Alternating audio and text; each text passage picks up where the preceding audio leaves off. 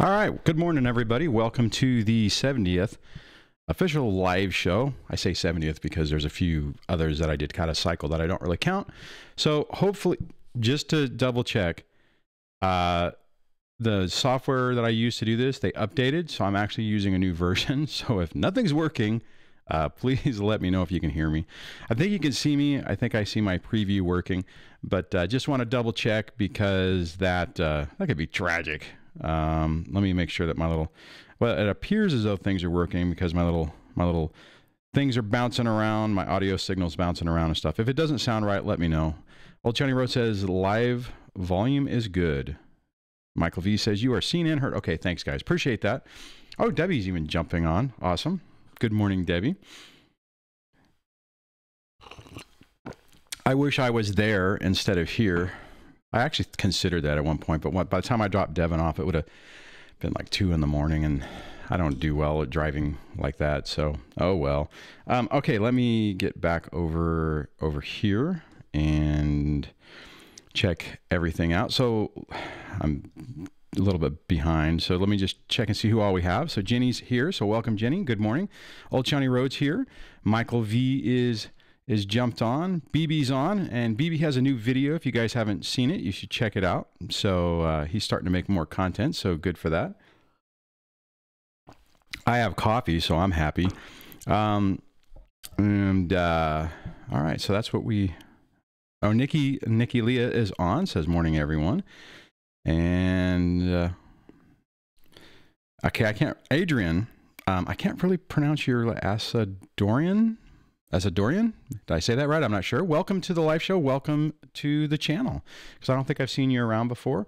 So good morning to everybody. Wanted to, oh, I did get it. And now hopefully I can do it again the second time. Wanted to, I had a situation that happened the other day that I thought would make a good topic. So the topic for today is staying calm for your kids. And the thing that happened with that is I was chatting I was trying to talk with my youngest daughter. She was having a bad day the other day, and I couldn't really tell what was going on. And it is typical for kids. You know, you try to talk to them and they don't want, what's wrong? Nothing. Do you want to talk about it? No, that type of thing. So I was able to basically just kind of stay calm.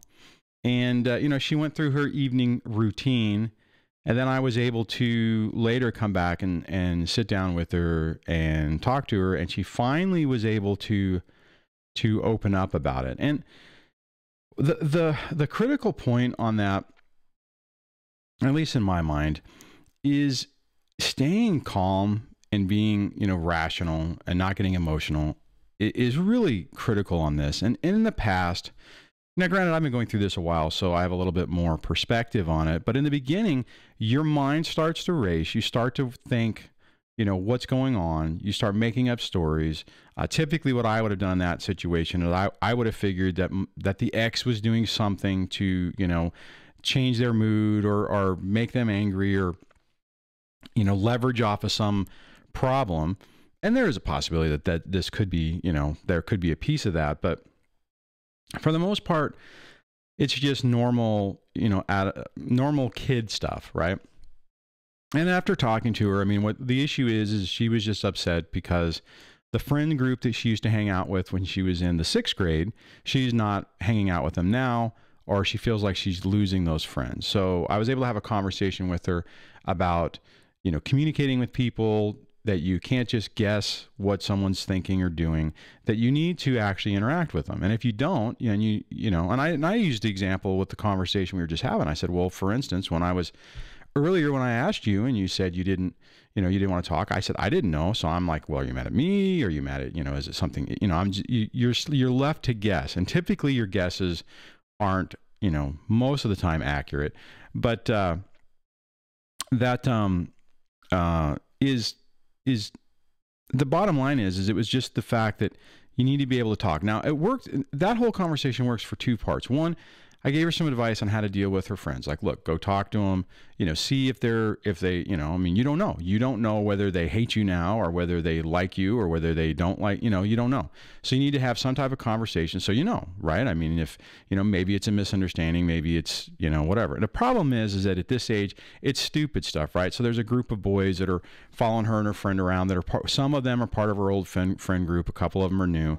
And, so she's not really sure what's going on. I'm like, well, look, you just need to ask. You just need to interact with them and find out. And then, and then you can move on from there and, decide how you're going to go forward. So I know this sounds easy.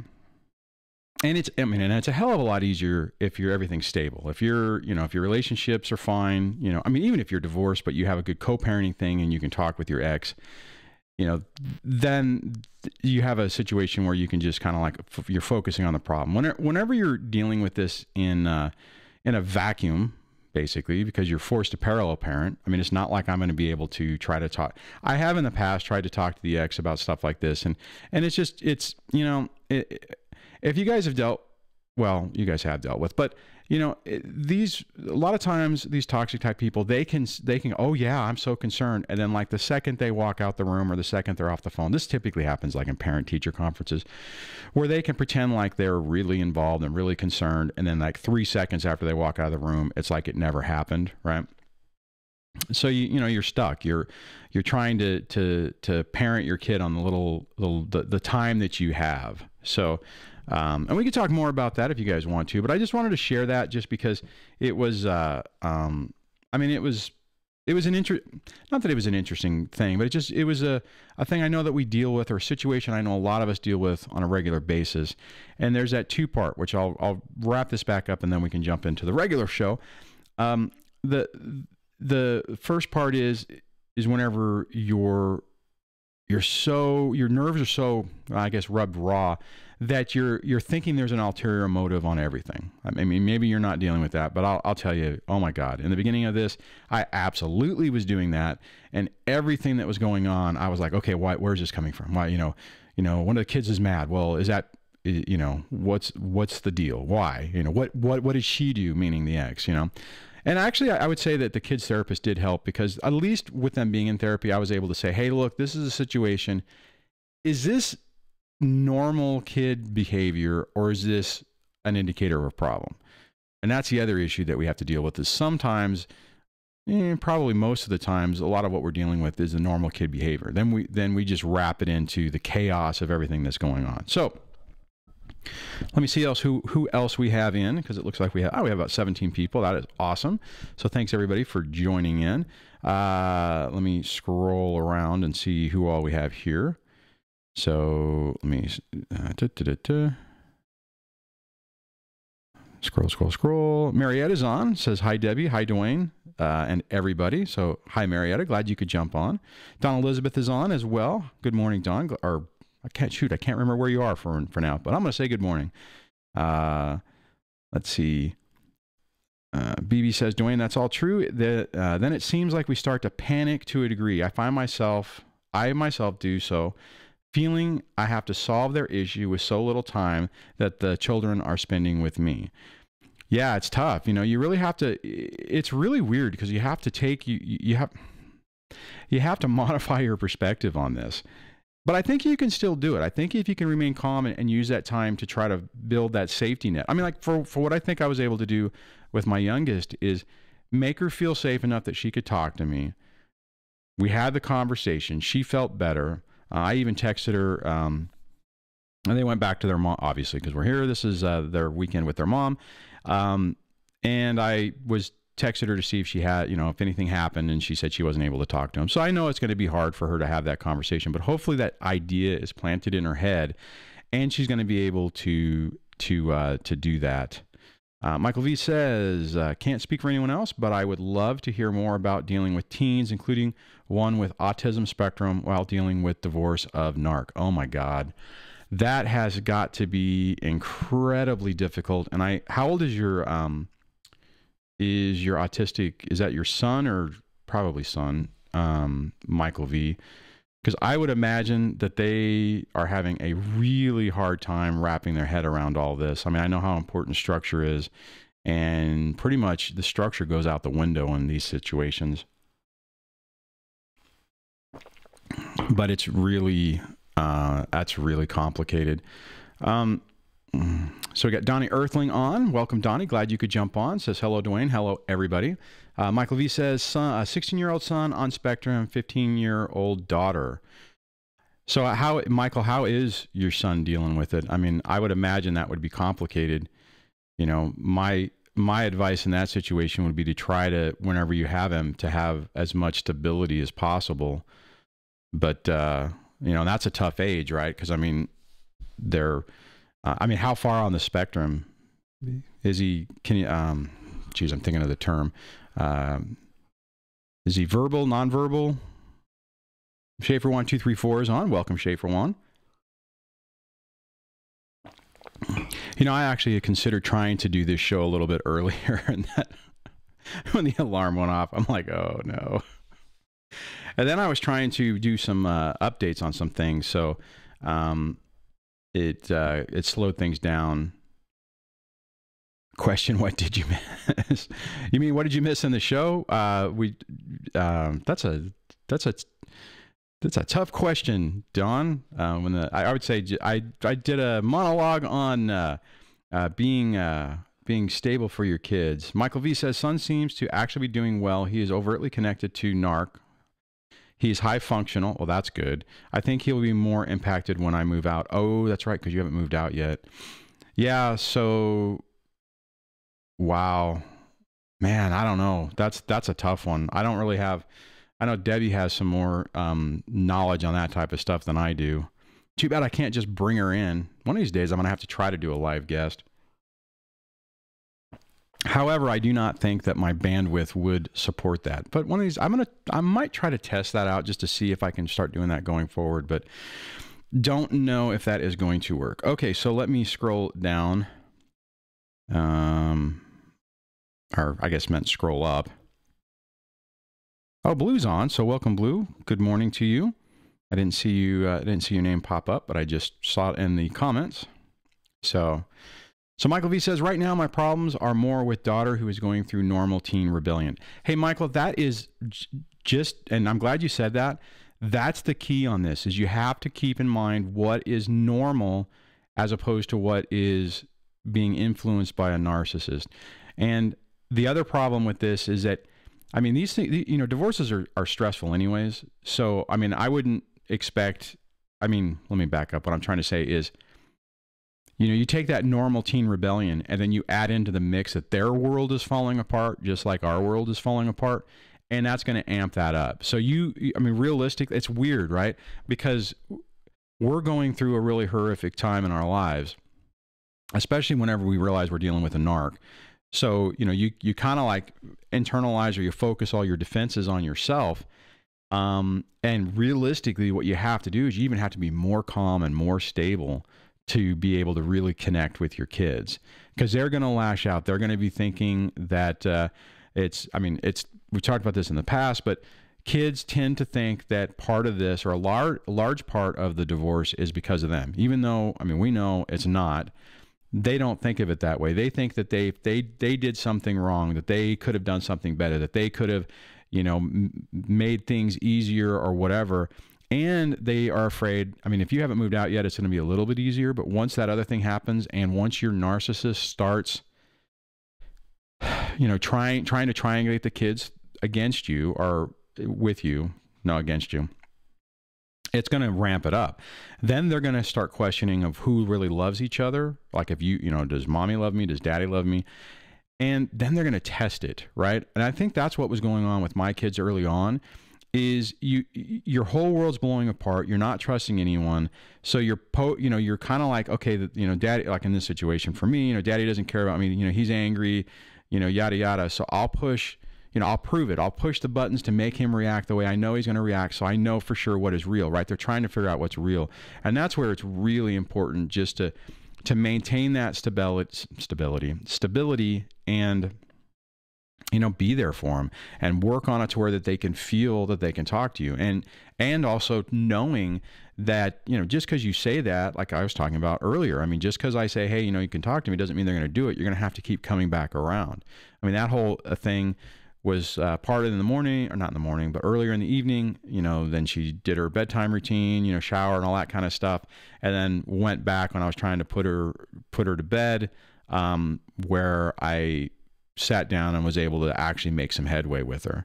So let's see. I see somebody else jump. Morgan Cash is on. Says, good morning. Frequent lurker due to kids, but they're with their dad. I have a 19-year-old son, significant brain damage and cerebral palsy. My son has that as well.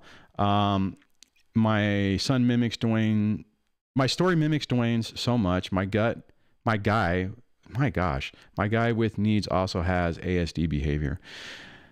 See, that's tough. I mean, I guess at least he's a little bit older. I guess my question on that would be, now, my son is high functioning. So, I mean, so he's in college now, graduated high school, you know, I mean, he did have special ed classes to help him with homework and stuff, but I mean, he, you know, was taking some AP classes. So I'm very lucky in that.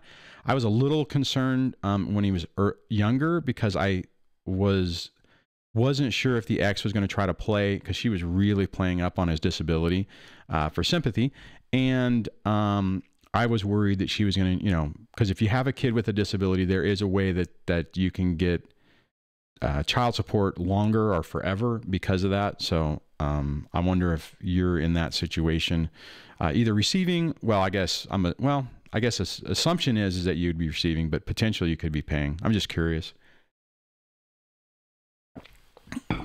Let's see.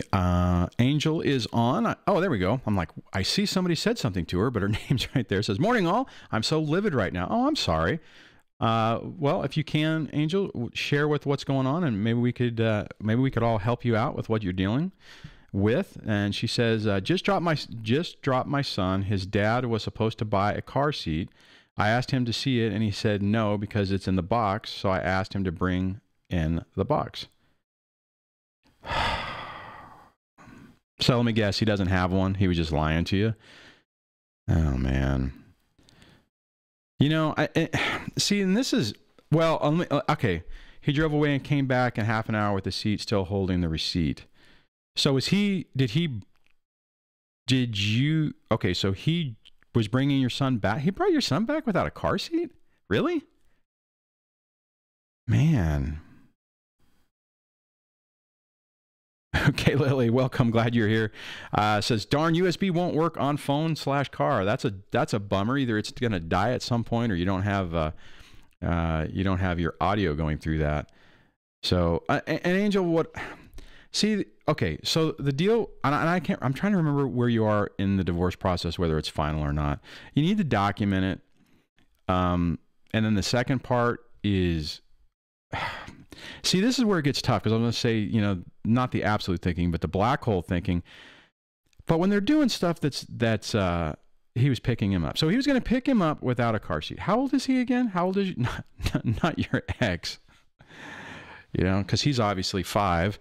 How old's your son? And Morgan says, my son's middle functional. I gained full custody before his 18th birthday with a competency hearing at courthouse. My lawyer is working on long-term child support in my state as long as he is in school. And is your ex, Morgan, is your ex fighting that, or is at least he supporting that? I mean, I know realistically, because of the situation, it is what it is, and it's not like he's going to be able to fight it, but, you know, I mean, sometimes people will.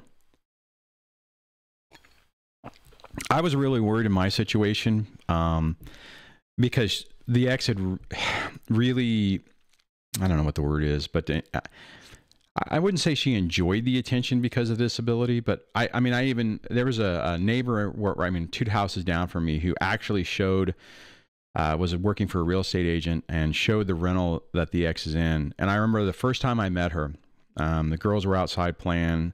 I was taking the trash out, or I was out there with them. I don't remember what I was doing. And the neighbor comes up. He was like, oh, hi, I'm your neighbor. And I'm like, oh, hey.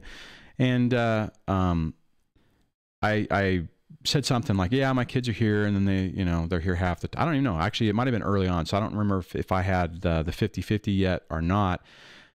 But I remember saying to to her, yeah, the kids live over on this other street. And they're like, oh, wow.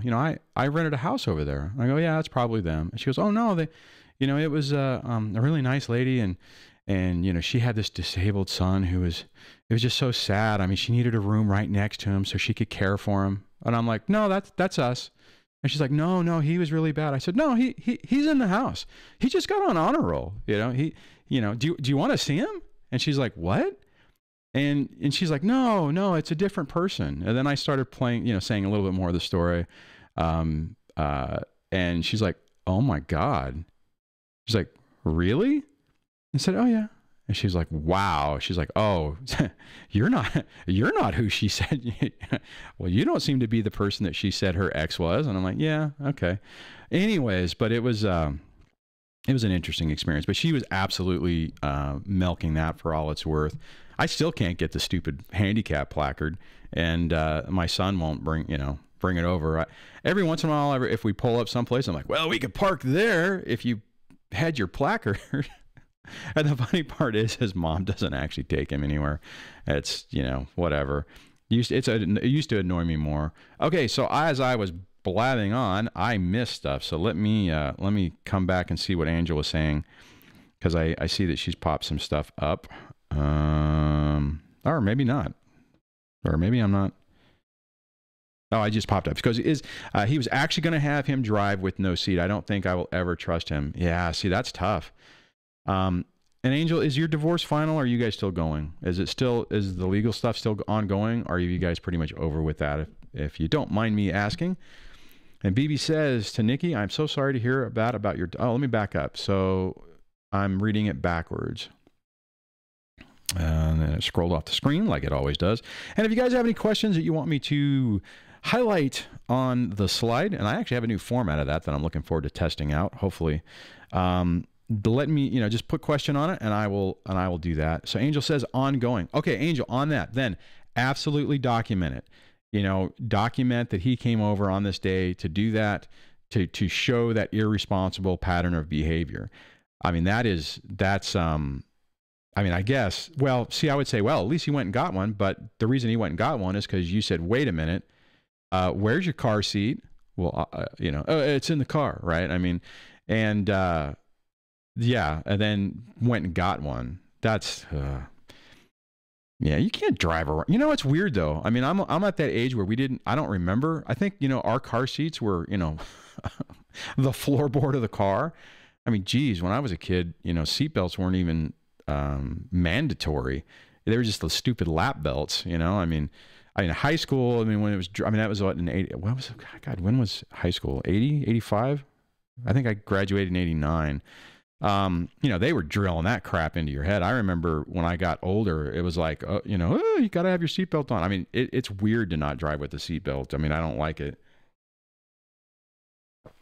Anyways, I just couldn't imagine driving my young kid around without a car seat. That's just crazy.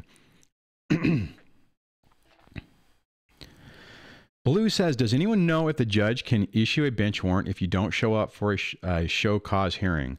Okay, not a legal advice thing, but my understanding is potentially. Will they do it? Probably not on the first one, but that's you're hopefully, Blue, you're not talking about you. Hopefully you're talking about your ex. But that starts getting into a problem. I mean, I think legally they probably could. I don't know if they would on the very first one. But that's a dangerous game to start playing, to be honest. All right, so let me scroll back up because I missed what Nikki was going to say. At least I think so.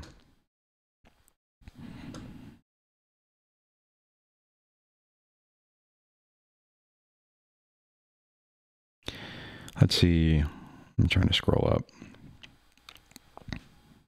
Where is it? Oh, hey, Ken Walter's on. I didn't see you pop up, so welcome, Ken. Says, hi, all. Sorry, I've been such a no-show lately. Narc just picked up my son, so the coast is clear. Oh, no worries, Ken. Glad you could jump on. I know that life gets in the way of things. Geez, life gets in the way of a lot of my stuff. So, Yeah, BB had said to Angel, for crying out loud, why are they so stupid? Why can't they just tell the truth, especially about something like a simple car seat? Well, it's because they don't want to be wrong, right? I mean, think about it. You know, our interactions with our narcs more than likely resulted in us always having to be wrong, and then either, would never acknowledge or accept that they did anything wrong. So, I mean, that makes sense, right? I mean, they're not going to say it because they don't want the other person to have something up on them, right? I mean, a normal person would be like, oh, one, they wouldn't have thought about it. Two, they would be, oh crap, I forgot, let me go, can I borrow one? Which would be, the worst part, or because you probably never get it back, or saying, let me go get one. But no, they'll play stupid games. So Don says, so they lie to appear right. Well, they lie to maintain their illusion, right? They have their story or their facade, and everything that they do is set up to perpetuate that. So anything that, see, okay, this idea just popped in my head. So follow this thought process. So I mentioned before that my family are all cops, right? And I remember my brother, who's younger than me, talking to him at one point, and he was just shaking his head, and he's like, I don't understand. It's not my pants. And I'm like, what? And he goes, I'll find somebody, we'll search them. They'll have drugs on them. And then the first thing they say is, oh, these aren't my pants. It's like, you're wearing them. Well, they're not my pants. Then they'll run this story down to, well, they just got up and they put on someone else's pants and they didn't know that there was drugs in them. I mean, it's stupid, but that's the type of stuff that they do. I'm not saying that person's a narc, but I'm just saying it's that type of process that it's what they do, right? I mean, and that's how that gaslighting works. It's like, hey, you were, okay, this didn't happen to me, but it's like, you were flirting with that guy? No, I wasn't. Well, I just saw you, they had their hands on you. That type of thing. And it's like, they will bold-face lie to your face. And, the problem is then one, you think initially, right, until you become a detective, you think, okay, well, somebody wouldn't, I mean, I just saw them do something. They wouldn't lie. I mean, it's like, why would a person lie about it, right? So then you start questioning yourself, right? So it's all by design. It's all by their design and by breaking you down, right? Because then it just perpetuates, and then they use it as other ways to gaslight. And what's happening to us, what's happening to the target, is you start questioning yourself. So you start getting to the point that you don't even realize or know what's real anymore. So you're just kind of in this, you're a shell of yourself trying to figure out what the hell's going on. Actually, at some point, I would imagine most of us during the relationships, we weren't trying to figure. We were just in a daze, in a fog. Nicholas Black is on. Welcome, Nicholas. Says, breaking, I pay for all of the daycare, which is like $500 a month, but no official child support, I guess. Ooh. Hey, Nicholas, have you guys gone to, is there any court or anything going on? Is there a hearing to set support or anything like that? Okay, but you do pay for everything by check, so it's on record. Make sure you write down in the little box what exactly it's for. If it's for child support, make sure you write it down. I mean, just because when this finally goes to court, you might need that to validate what you have paid. Edward Berry, welcome, Edward. Glad you could jump on. Says, okay, there's trauma bond, and whoa, that is scrolling by too fast. Let me go over here and see if I can do this, because that just blew right past. It says, okay, trauma bond. Okay, there's a trauma bond, and we know that it's real. That is real, and I think there's also a force that they all play from the same playbook. Ever notice suspected narc spectrum people get along like peas in a pod? Yeah, I was talking to someone the other day, and they were making a comment, because I've said the same thing about the playbook, and their comment was, it's like they're programmed by, I don't know if they said God, but, it's like they're programmed to be this way. It's a different way, you know, and maybe it is, you know, I mean, because they do. They all act the same. They all do the same type of thing. Oh, Kiara Bright's on. Welcome, Kiara. Glad you could jump on. And Shannon O'Brien. Welcome, Shannon. It's pretty crazy. Whoa, and I just scrolled up. So I saw there was a question, so let me grab that real quick. Let me... Oh, that's a good question too. So it's from Marietta, and okay, so bear with me. So hopefully this works, and we shall see. So either it's going to be a colossal train wreck or it will work okay. And survey says, it might actually work okay. So I'm a little off center, but that's okay. Anyways, Marietta says, do you think it is important to educate children about NPD if the other parent is disordered?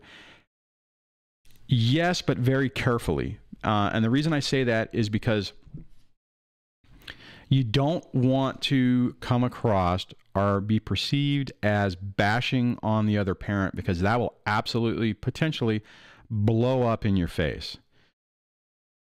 Chris Davis says, cool split screen, Duane. Yeah, thanks, Chris. I appreciate that. Yeah, I thought, because, you know, a lot of times, I mean, whenever I pull up a slide, I miss what's going on, and I'm kind of completely out of pocket, and then I pop back in, and this way I figured it might be better. So I'm hoping that works. So, oh, Ken Walter says 26 watching and so few likes. Come on, people. Thanks, Ken. Appreciate that. So back onto that. What I would say is, if you can, every opportunity you have to point out behavior not towards the ex is your best bet. I mean, it's just, you have to be really careful, because the last thing you want to do, and this is the mistake I made, is even whenever I thought that my son was starting to get what was going on, and I felt more freer to communicate with him about stuff, I went way too far. I absolutely went way too far, and it did negatively impact our relationship for a while. I think we've recovered from that, but you have to be really careful about that. So really great question, Marietta. If you have, if your kids are with a therapist, hopefully they can help them with it as well, because they're in a better position to talk to them specifically about the other parent.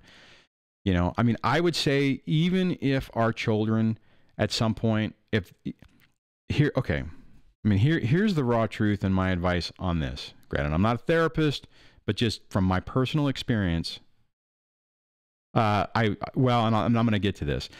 Mary just said, in which way you went too far. What I did is, when my son was really frustrated with what was going on with his mom, and he said something about it, I started talking about these personality disorders and stuff like that. Now, I think in some ways he probably was like, okay, it makes sense. But as soon as he was able to go back and he goes back into that fog, it created problems. So what I would really, okay, so let me back up on that thought, because I had a certain way I was going to go, and your question kind of backed up on it. What I was going to say is, if your child comes up to you and says, Mommy, why is Daddy X? Do not, you have to acknowledge it, but I would not go into your daddy has a personality disorder. You know, it's tough, because it's a really, really fine line. Now, what I should have probably done is maybe said, well, some people have, and I'm doing this off the top of my head, so this is just bear with me on this, but probably a better response would have been, well, sometimes people just, don't have really good control over their emotions and reactions, and they say and do things that are really hurtful. And that's not really an appropriate way to deal with people, and kind of like couch it in that way. And that's still tough, because I'm basically talking bad about his mom, but I went a step further. At some point it was kind of it was strengthening our bond. I felt, so I thought that he got it. And if you guys remember, what was it? I'm trying to remember, before the graduation, I mean, things were going really well with my son. I mean, because I fully figured that she was going to kick him out after graduation. He would be living here full time, and you know, that type of thing. I mean, because she was just doing some really cruel stuff. So I don't know what he said to her. I mean, it could be that he said to her, you know, Daddy says you're a narcissist or you have NPD or whatever. I don't know, because her behavior changed, and then when it changed, it really almost not destroyed my relationship with my son, but it severely negatively impacted it. That's what my concern is, right? If you go too far, you know, you got to remember that your kids are still stuck in the middle. They're still trying to struggle between, you know, who's right and who's wrong. Who do they believe? You know, what is truth? What isn't? And the other problem is anytime you're attacking the other parent, they also internalize it, because it's like, well, they come from both of you. So they, typically what happens is they start thinking that, well, then there's something wrong. I mean, you know, if daddy's bad and mommy's good, and I'm part of both, then that means I'm half bad, right? And it's tough. I mean, so it's really a complicated situation. Now, the flip side to this, and this is where it gets really difficult, and like I've said before, we are stuck in a really tough situation, okay? Because all of our options really are bad. We're trying to mitigate the damage, and we're trying to make the best decision out of a bad situation, and we're going to make mistakes. That's just going to happen. So the other side of that is you can't turn around and blow it off and not validate what they're feeling too, right? Because you don't want them to be, you know, oh, you know what I mean? You want them to understand that it's wrong, negative behavior. You don't want to say, oh no, that's, you know, you're being too, I mean, what are you going to say? I mean, we're not going to say, are you being too sensitive? But you see what I'm saying? And that's the problem. That's the reason why I think it's really important that we get out of these situations, because when you're there, then we're kind of de facto validating the environment and the emotional abuse, right? Are we even contributing to it, depending on the situation? So let me jump back over here. All right. And let me get back over here and try to figure out where we are, or where I am. So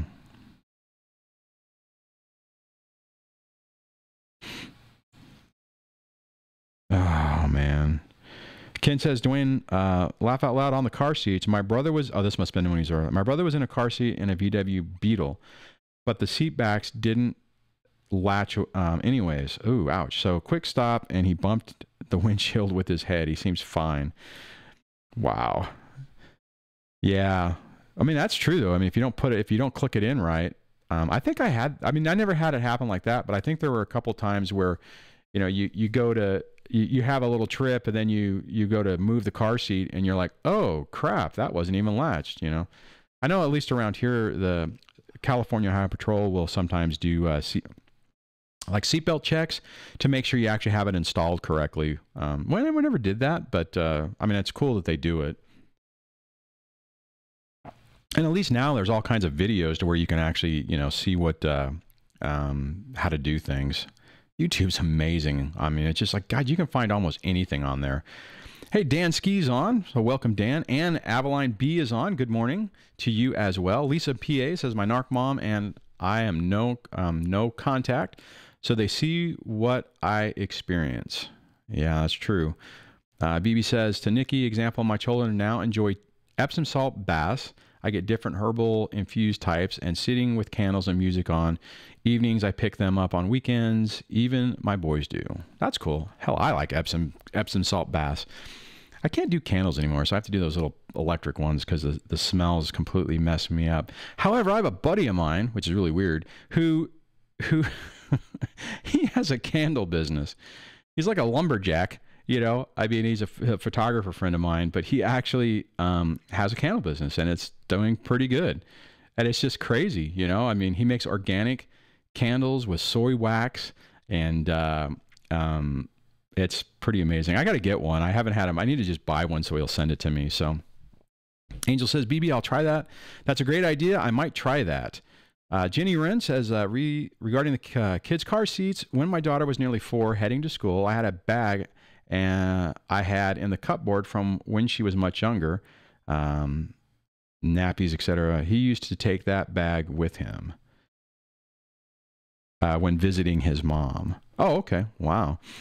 And then BB says to Nikki, I think it allows them to mentally make a transition, relax, and take time to make the transition at their own pace. That is a really good idea, BB. I hadn't thought about that. I mean, so my technique, I guess if you call it that, on transition day was just to kind of let them do what they were going to do and not, I mean, if they were pushing my buttons, not allow it to happen and not, you know, hold the line on the rules on day one. I did that in the beginning and that was a train wreck. All I did was made it worse longer. Excuse me. All right. Okay, let me scroll on down here. Okay, see now I'm above the command, and then I just bounce down. I swear they need a better way to deal with this. Or there needs to be a plug. You know what? Somebody needs to develop an app which interfaces with YouTube on the chat and allows you to walk around it. Oh, yeah. No, that's a good point. So Debbie says, remember, Duane, back in the day, I had to avoid visiting on transition days. Yeah, it was tough. I mean, she was there like early, I mean, in the beginning, I mean, well, not beginning, but, you know, in the earlier part of our relationship, when she lived closer. Yeah, and it was bad. I mean, you know, she'd sit there and listen to the whining. I mean, like that whole thing about getting my youngest daughter in the shower was a nightmare. I mean, it was complaining and fighting and, you know, the whiny younger kid, you know, I don't want to, you know, that type of thing. Ugh. Yeah, it was tough. I mean, even sometimes if we were on the phone or something like that, I'd be like, okay, I got to go, you know, I'll call you back after. So, you know, it's weird though, to think, I mean, you know, and this is important, is this stuff is tough. Okay. I mean, I can talk about it now and it's, you know, it's almost, I mean, it's like, if you even think back, it's kind of funny. At the time, it wasn't funny. At the time, it was really just, you know, pushing your nerves, and it's just really, really tough. So, I mean, if you're in the beginning stages of this and you're like, oh my God, I can't do this. Unfortunately, that's what I went through, right? I mean, that is normal, the normal process of this, and it's really, really tough. But it's important to, I mean, but it's important to realize, like, look, just stay calm, kind of like the topic of this video, just stay calm on it. You know, keep yourself grounded and and rational, and not reacting emotionally, which is really, really hard. I mean, like even the last live stream, remember there was a person who had said that they got angry and just went to their room and slammed the door. You know, there are times that I did that. You know, there are times that I didn't do that. There were times that I was pushed too much and I did get angry and explode. And, you know, anytime you make a mistake, just don't, I mean, it's gonna weigh on you. You're gonna feel like complete crap, and you're gonna feel like you're not worthy, and all those type of things. But it's you know, this is not easy. This is absolutely not easy. Okay, so Everline B says, staying calm, yes, so important. Creating calm and stability in your home is everything.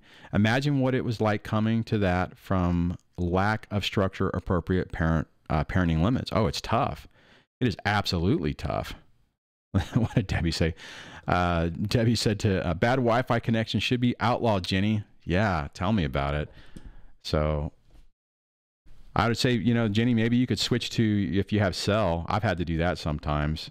So luckily, I think the stream, let me double check this. The stream today is working pretty good.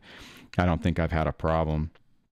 And at least this new version of the software on the back end is working well. I was wondering when they were going to release the Mac version. They released the Windows and Linux version like maybe 3 or 4 weeks ago. Oh, Jenny says, I felt like I had 2 kids, not only 1. So Kris says, transitions. I just ring the bell and go back to my car, and she brings my daughter out. At drop off, I would stand in the walk. My daughters ring the bell, wait till she goes in. Yeah, that's, you know, I used to do the same thing. Actually, it's funny. I mentioned this story before. I never wanted to do the honking thing because I had PTSD, or I had complex post-traumatic stress disorder on honking. And there was, for the longest time, hearing somebody, it's weird, right? I mean, even if years later, I mean, even after I had my own kids before the divorce, if I heard somebody else pull up and just go honk, honk, I instantly had that reaction, that negative reaction. So I didn't want to do that, right? So initially I was going into the house to pick the kids up in the morning, into her house. And after that fell apart, I would text, or I think ring the doorbell and go back. As soon as it turned into where they were trying to say that I was stalking her, and, I was a big scary guy and she was in fear of her life and all that kind of crap. And they wrote a thing basically saying he shouldn't come to the door because I'm scared. He shouldn't honk. And I'm like, because I think she knew that, I hated that. So that sucked when I was court ordered that you will sit in the car and honk the horn to let them know you're here. I'm like, you've got to be kidding me. That was, it doesn't bother me anymore. It's weird. I've worked through that. But I had that reaction up until a few years, well, not more than a few years ago. So, but when I was forced to do that, that was really annoying. Kris says to me, exactly, I was getting all kinds of accusations when I used to come into the house and doorway. Yeah, it's tough. And like I said, I think that they knew that, or she knew that I didn't want that to do the honky thing. So they wrote it in, and I was ordered to do it. It was really not good. Ken says, Lisa, my oldest lives with me now. Mom couldn't handle him, so no child support now. So he is so unprepared for adulthood that it's staggering. I just keep thinking someday I'll have a life. Yeah, Ken, that's an interesting. My kids have been so delayed on this. It's really frustrating. We're dealt a really tough hand, and you're dealt a bad hand too. I mean, I really empathize with people who, their ex have destroyed the kids, and when they get to a point, either it's to a point where they can't control them, or to the point where it's no longer any money and it's like they're not worthy, then boom, they get dumped on your doorstep, and now you're trying to undo, their entire formative years have been destroyed, and you're trying to fix it, and it's tough. It is way tough. Dan says, Duane, did you install one of those air train horns on your car? That would have been hilarious. No, I didn't, but that's funny. I love that. Debby said, emotionally maturity is not something you expect from someone with NPD traits. So it really does feel as though people like that are perpetual children. And it's funny that she says that. Well, not really, because we talk all the time. But what I will say is, early on, I wrapped in my head, okay, I'm dealing with somebody who is like 12 or 15 or whatever. This was in the divorce. And it's like, okay, so if I think about her, if I think about what would somebody that young, an adolescent, how would they interact if they had the power of the court behind them?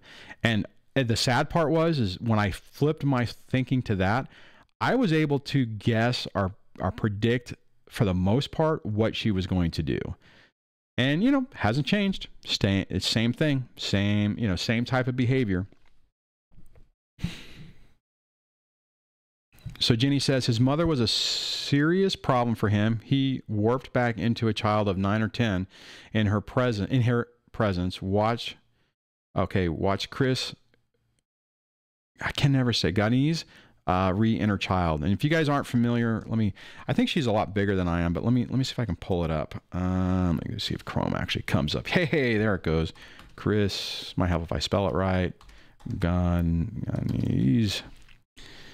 So this is who we're talking about. We need to talk with Kris. And so I'll go to her channel. Yeah, so she's a little bit bigger than me. And whoa, see, what did I do wrong? Let me, oh, that's right, because I'm in this. So I'm going to have to go here for a second, and I'm going to pull up, if I can find it. Where'd it go? Re-inner child. Okay, so I'll come back over here and just do a search on her thing, inner child. So are these the videos you're talking about, inner child work after NPD, BPD abuse?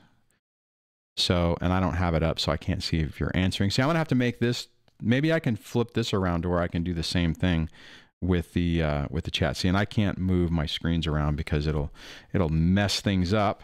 So, but check out her channel. I mean, like I've said before, you know, this isn't about me. This is about you guys.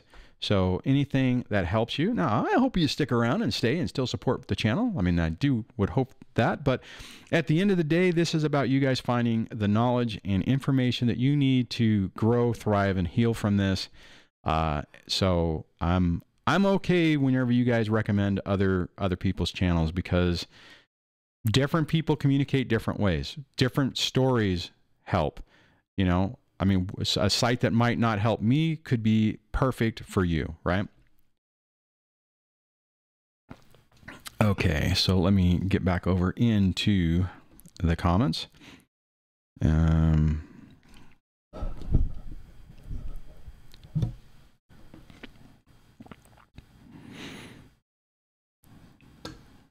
So Ken had said to Lisa, can't manage money, has better job options, but not interested in them.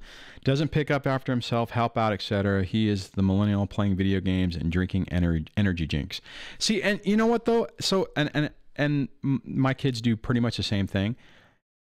And it's, so herein lies the question is like, okay, so is it because of the situation, or is it because of the way kids are now, right? Now, I fully get that whenever you have no rules and no consequences, that doesn't help, and that's what I've dealt with.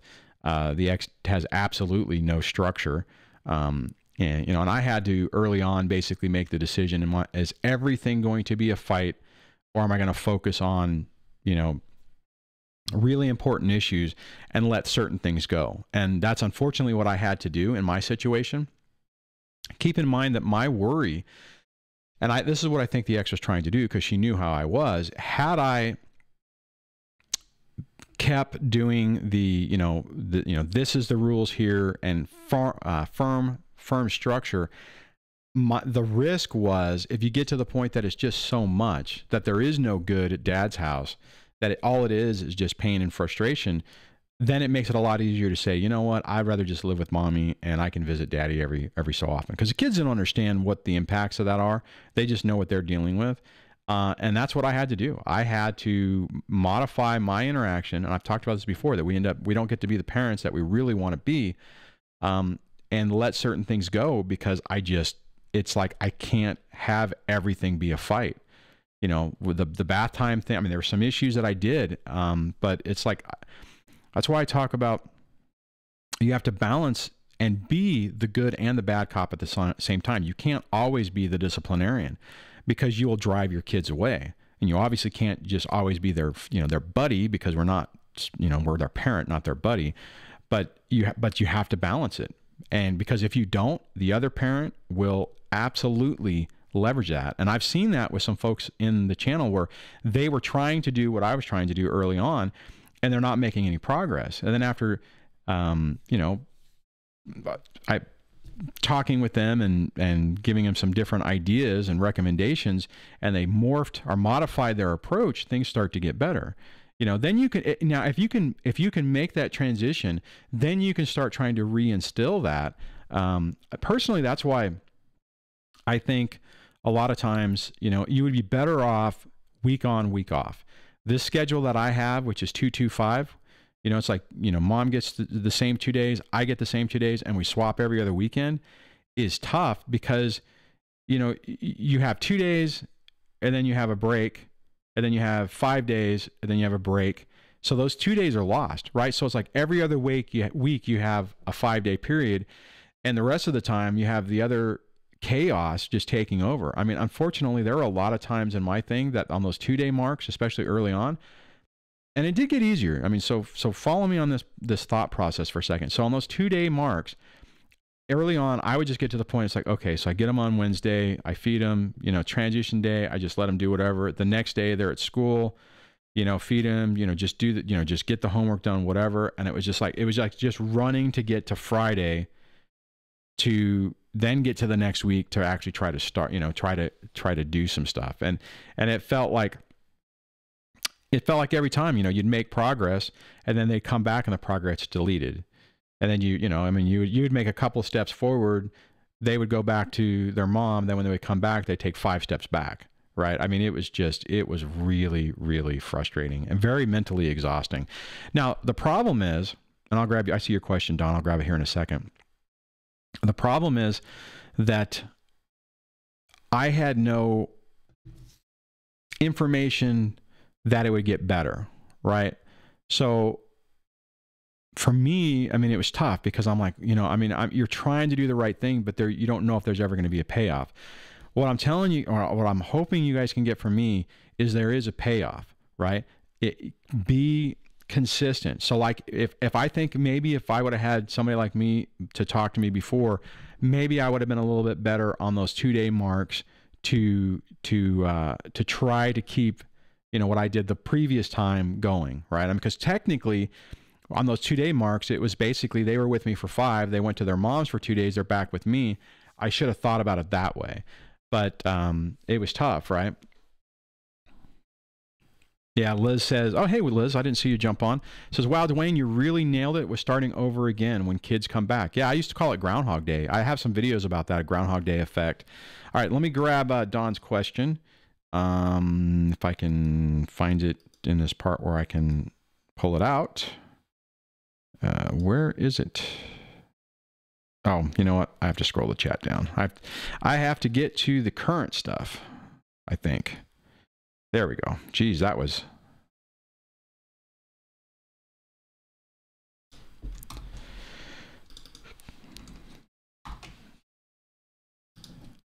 Okay, so... All right, Don says, why do parents flip-flop from buddy-buddy to disciplinarian?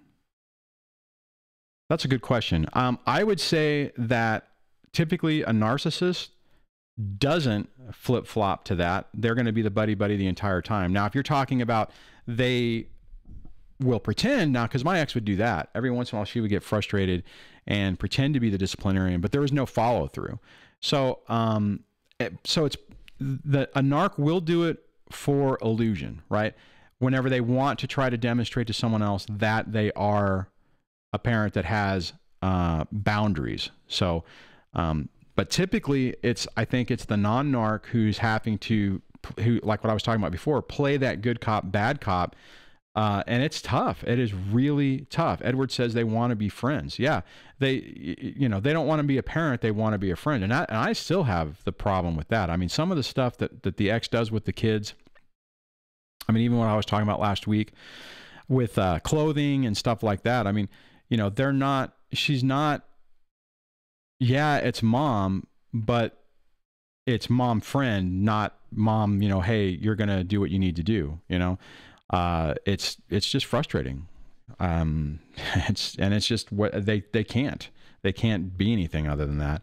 I see mom is on, and it scrolled up on the small screen. So welcome. Glad you could jump on. Ken says, from my experience, the children of the mommy that wants nothing more than the kids to like her and be happy 24/7 ends up having kids that no one likes, eventually even the mom. Yeah, because there's no structure. They're trying to make it easier for the moment, and it creates a problem, which that brings up a really great point that I want to bring up again. Well, I guess I can leave it like this for a second, is the times that I would push my youngest and she would just be trying to get me to break, like the shower thing that even Debby was talking about earlier. You know, it was like, no, make me don't do it. Mommy doesn't make me do it. Why do I have to do it? You know, can I do it tomorrow? Can I do it next week? Can I do it, you know, later? Can I do it? And it's like, no, you're going to do it now. You're going to do it now. Come, you know, then you get to the point where it's like, look, you're going to do it, or I'm going to have to start taking stuff away from you. Right. And it was weird because it was like push. And then she would finally do it and it would be okay. Right. It wasn't one of those things where in my situation, it wasn't one of those things where I held her accountable. I mean, I set the boundary. She did what she was supposed to do and then was angry about it. You know, she'd be fine. She'd do it. It'd be fine. And I didn't even let her take baths. It was showers, you know. I mean, actually, I've had people say to me, you have your, you're able to make your daughter take showers every day? I'm like, yep. I mean, at least when she's with me. So, but my point is that it was incredibly tough, and it's, so it was hard, but because of that hard work, things are so much easier now. Where, I'm trying to remember who said, I think it was Ken that said that, whereas if you just let it go, you're creating a freaking nightmare for yourself. So I tell you, anybody who's sitting there struggling and you're thinking, you know what, I'm just exhausted, I can't deal with this.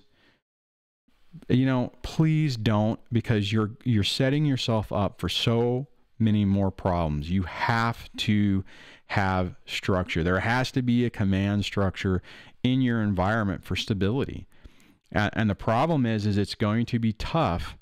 They're going to try to fight you, especially if they haven't had it, and you have to do it. You really need to do it. So Debbie says your daughter wanted and needed the stability, Duane. Yeah. And the funny part is whenever she got it, then she felt better, right? And it actually improved our bond. Now, let me caveat this, and this is what Debbie was talking about, why she didn't want to be around with this, and I'm sure she could probably add in on this. I was incredibly patient with it, right? I mean, there were times where she was getting angry, like, because the kids were being disrespectful, they were being rude, and I was just basically staying as stable as I possibly can. Now, there are times that didn't happen, but most of the time I was able to just like take the punches to the face and just be consistent. And,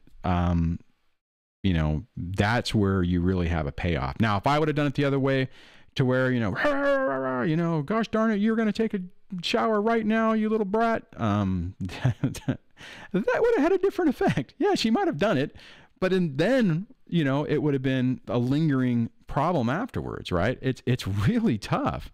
Dan says, Duane, reassuring to hear. Yeah. And I think the reason I want to throw that out there, because I think if you know that it'll pay off, like with what we're talking about right now, if you really like, wow, okay, here we are talking to some other people. I know some other people said it in the comments, at least I think so, that this pays off. I think it makes it easier to take a deep breath and not let it push your buttons and push you over the edge, because you know what's going to happen. Blue said, well, not Blue. Edward says, no laundry dishes have been going on for years. Plastic forks, paper plates, take out every day. Are you talking about for you, or are you talking about for the ex? Yeah, I can't get my kid. I can barely get my kids to do anything. It's an exercise in frustration.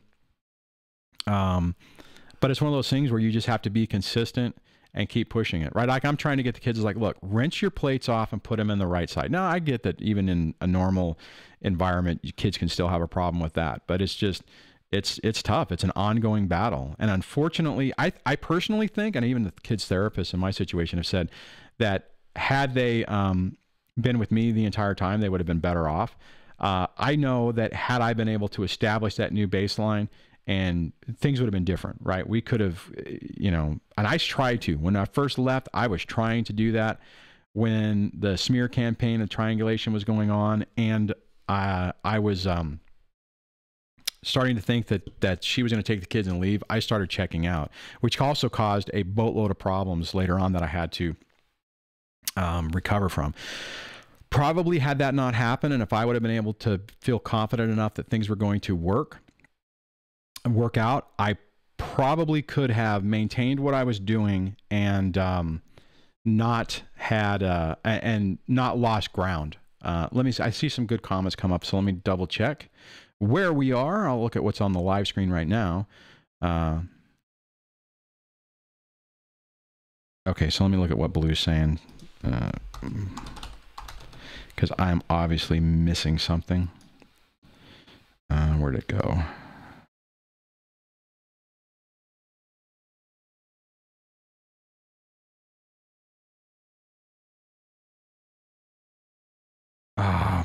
So Blue had said to Michael a little while ago, I get 2 hours a week, so I can't answer that one. I'm not sure what the question was.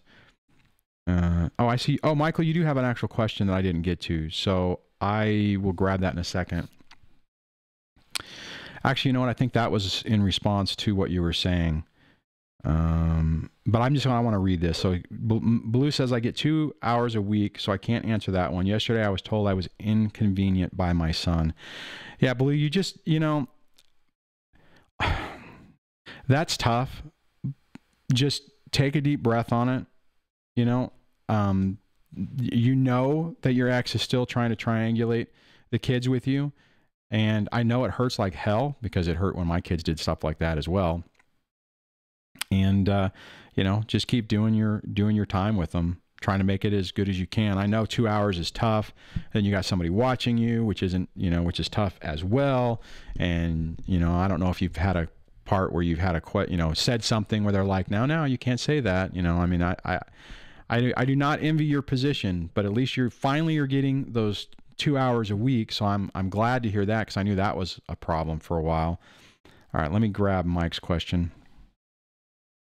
And let's post that in here. Hopefully this works. And there we go. Okay, so Michael V had said, do you folks with kids find that a 50-50 split, the schedule of 4 days on, 3 days off, 3 days on, 4 days off schedule works? How hard is it on you and the kids? Okay, I know we were talking about that a little bit. What I would say, the kids adapt. I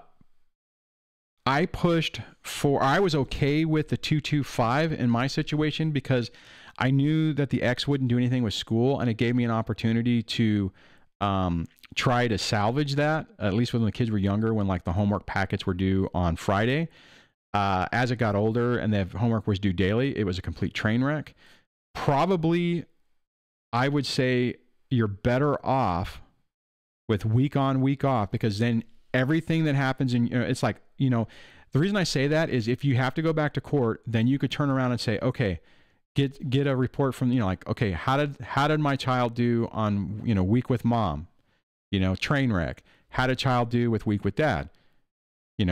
All the homework's turned in and everything's done. You know what I mean?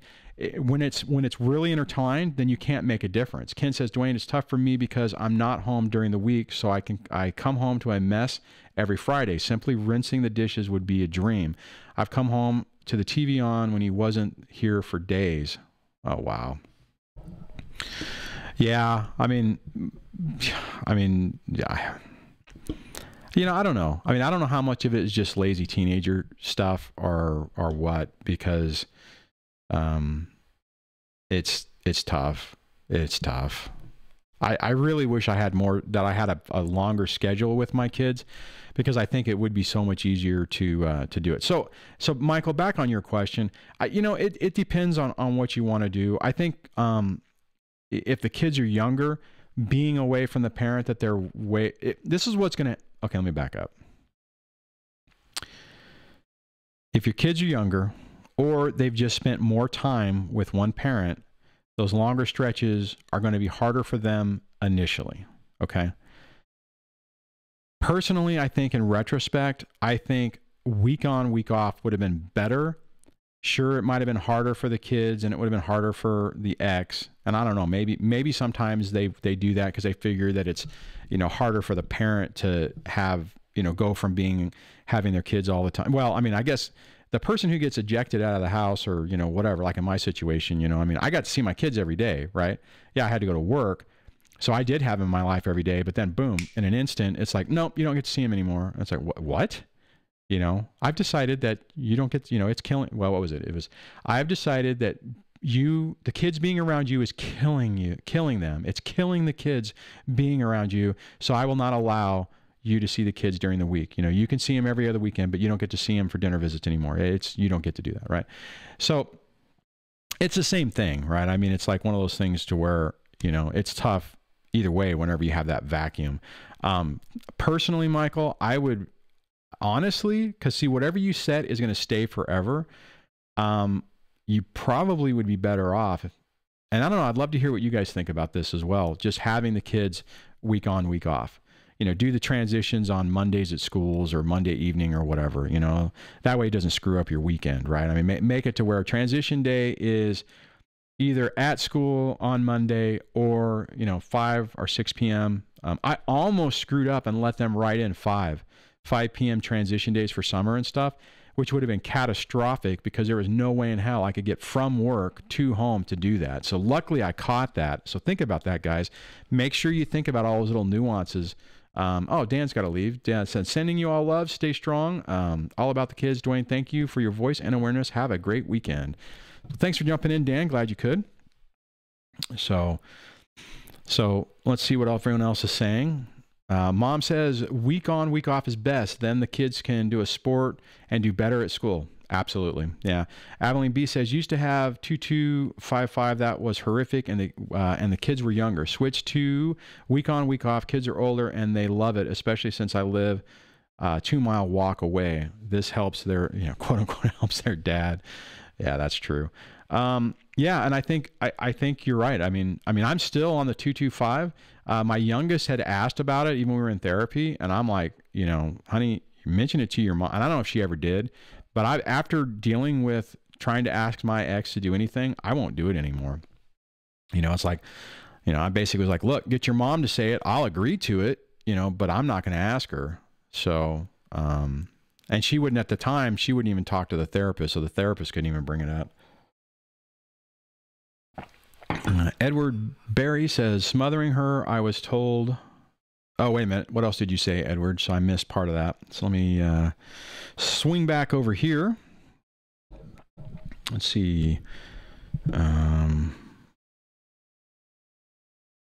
me do a search. Edward. All right. Let me go backwards. Huh. Oh, see, this is bizarre because in the chat that I'm looking at, it's like it stops everything, and then it'll automatically just scroll, and it makes it hard to search.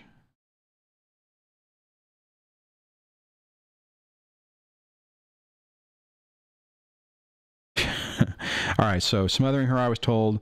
Fine, I go home, you cook, clean, do laundry. Okay, you only order takeout. That's pretty funny. All right, let me look for questions because I see a few now that I've refreshed my screen. Okay, so we talked about that one.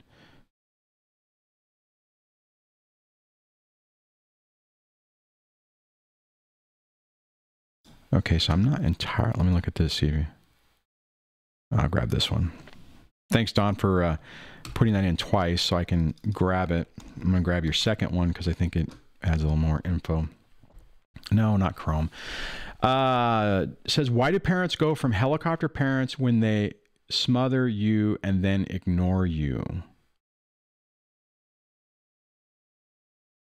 Okay, so what I would say on that kind of goes back to that previous answer. Where they're trying to validate their own illusion, right? To where it's like, yeah, I'm a good parent. I'm doing what I'm supposed to do. And then it's like out of sight, out of mind, which is incredibly frustrating and confusing for kids. Another example I would say of this is where I would see it a lot with the parent-teacher conferences. We would sit down, the teacher would say, your daughter's having a lot of problems. She's disruptive in class. And my ex would sit there, perfect posture. You even have to see, even sitting up straight, I have to put my microphone up. And, oh, yes. Oh, yeah. Oh, we're on. Yeah, I'll talk to her about that. Right. And, it used to infuriate me at first because I'm like looking at her going, are you effing kidding me? You lying piece of crap. I mean, I wouldn't say it. That's what I'm thinking in my head because I knew that 2 seconds after we walked out of that room, nothing was going to happen, and that's what would happen. Right. I mean, so she could put on, a good front. She would say, she would look like the attentive parent, I mean, and then if if our daughter was doing something, she would correct her right there, no, don't do that, and I'm like looking at it going, this is crap. This isn't real. And yeah, mom says, yeah, my LOL, my ex-narc is so polite and a lying piece of garbage. Yep. And that's what they do. They'll act like, like they're the attentive parent that like what Don is just saying. And it's part of that illusion. And it's really confusing because, the first part is the teachers are going to see that and they're going to be like, oh, okay, all right, this parent gets it, and in the situation, if you're being portrayed as a narc, then, oh, Lisa's signing off. So sorry for the short visit. Thanks, Duane, for your videos and all you do. See you next time. Love this group. Well, glad you could jump in, Lise, for a little bit. I think I need to answer some emails from you. I'm just so behind. So I will try to, I'm going to try to catch up on stuff this weekend. So, but glad you could jump on. And but back on that, I mean, I think that's the hardest part, right? I mean, and then it's tough for kids, right? Whenever they're getting these mixed messages on what's going on. I mean, as a child, to get smothered and then ignored, it doesn't make any sense. It screws with your head. So let's see. Kris says, narcs play the victim so well they should get Academy Awards. Oh, absolutely. Blue says, you're going. Oh, going already. Sindy? Oh, Cindy's bailing too? All right. Okay, we'll see you on Tuesday. Yep, we will definitely be here on Tuesday. Oh, DramaFree 2018's on. I didn't see that. Trying to be happy and enjoy the kids starting today. Well, good, DramaFree. Glad to hear that. So, glad you could jump on.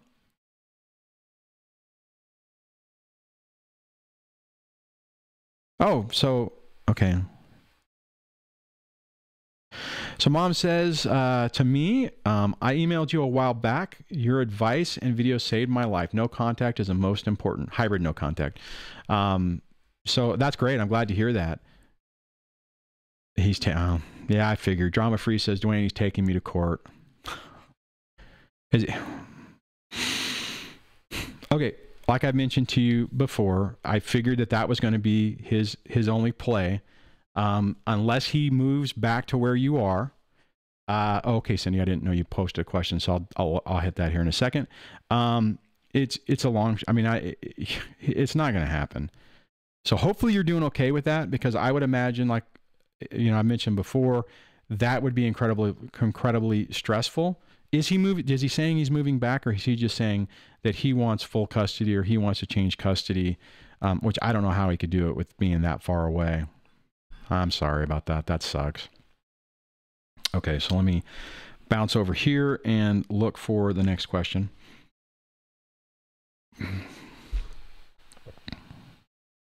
Why is it not posting? This is highlighting. What's going on here?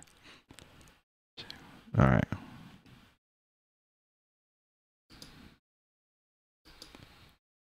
Wait a minute. So, hey, Cindy, did you ask a question, or were you saying I missed someone else's question? So, because I'm not seeing it. Let me do a search on your name, Cindy, and let's go backwards. Let's see.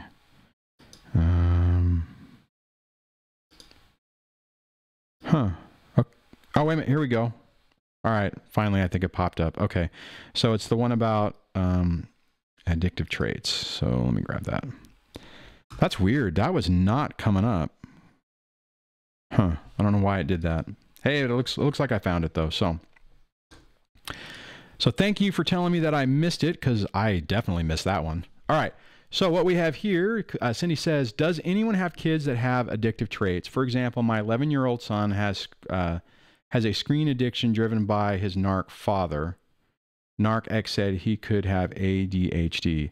You know, it's really interesting you say that, because there was a period of time where my ex was trying to say that my son had ADHD, and they were actually going to put him on medication.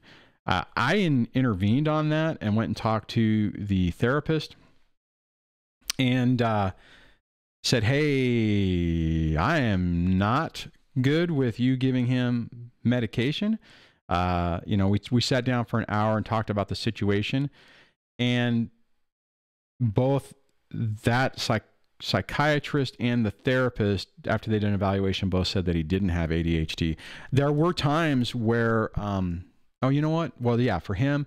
And then that came back up again with my youngest daughter, and they evaluated and said they didn't. But there were even some teachers who were saying that, that they were worried about that.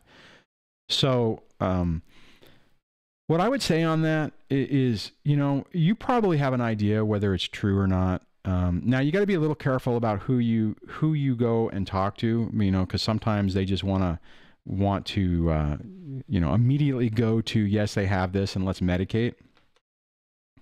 You know, like in my situation, luckily that wasn't the case. Luckily, after we had a conversation about it, they backed off and then said that they didn't have that. So, I mean, if you could go that route, that could be helpful as well.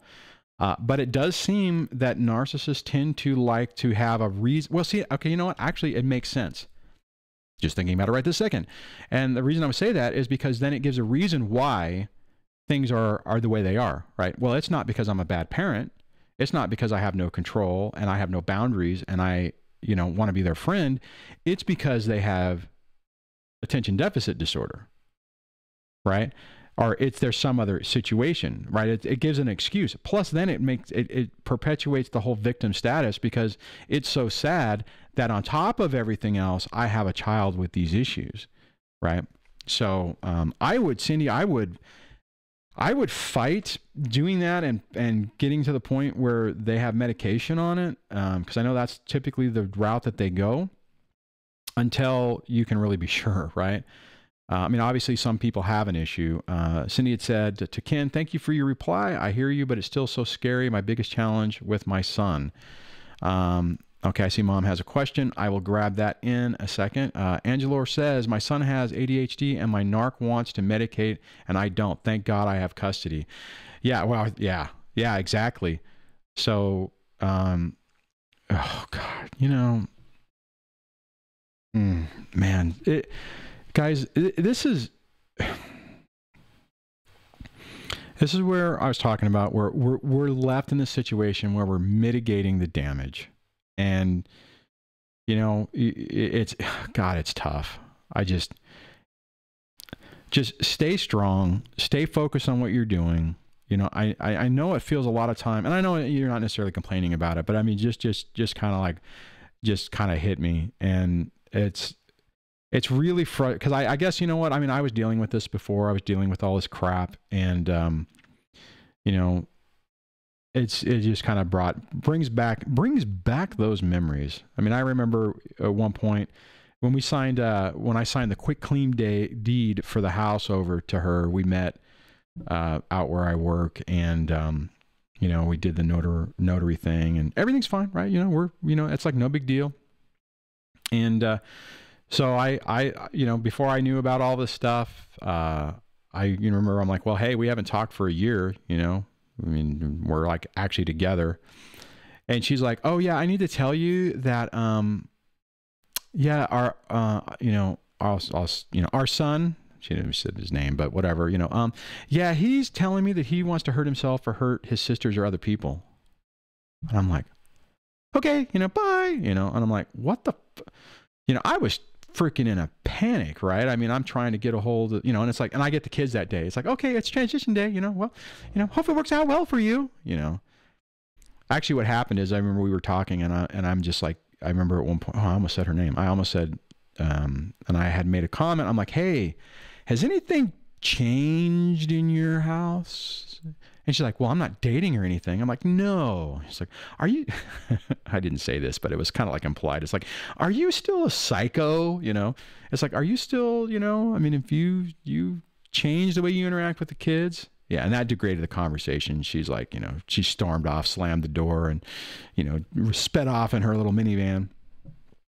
It was a bad move. I wish I would have known about, Marietta says your ex is a true psychopath. Yeah. Good times. Anyways, sorry, I digress.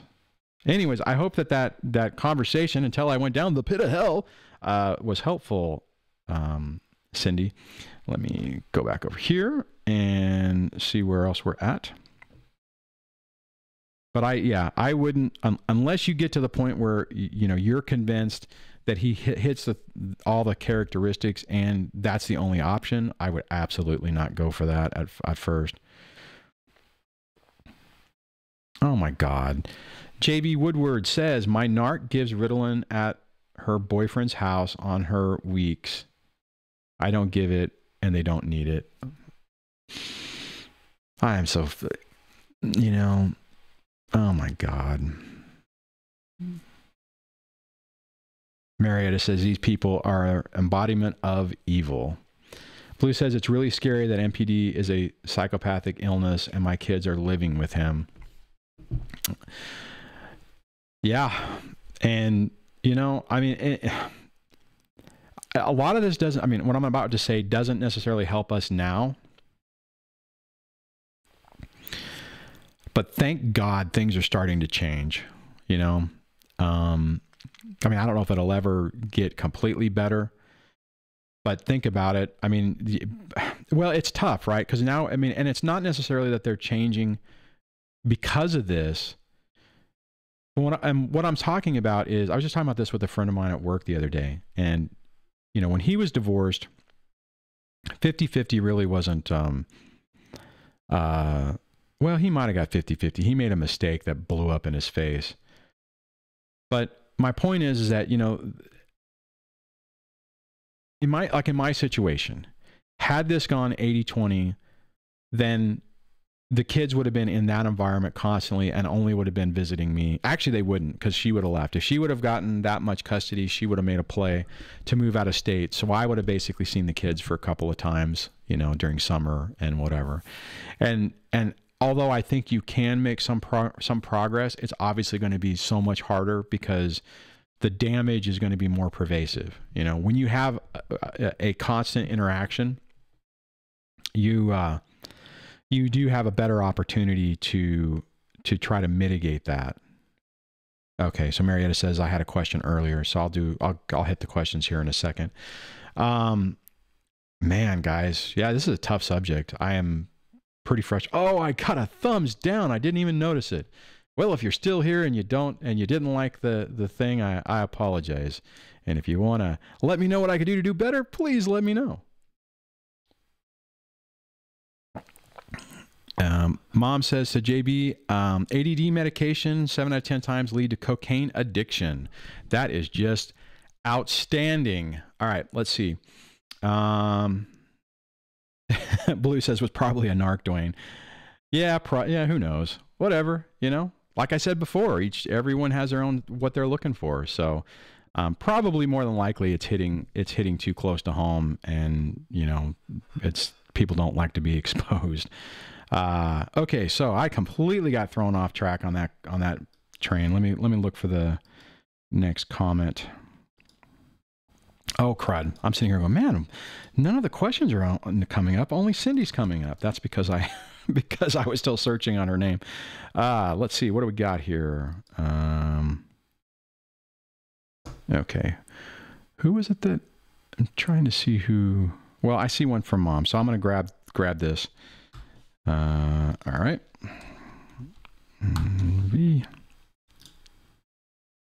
Come on, let me hit the right button.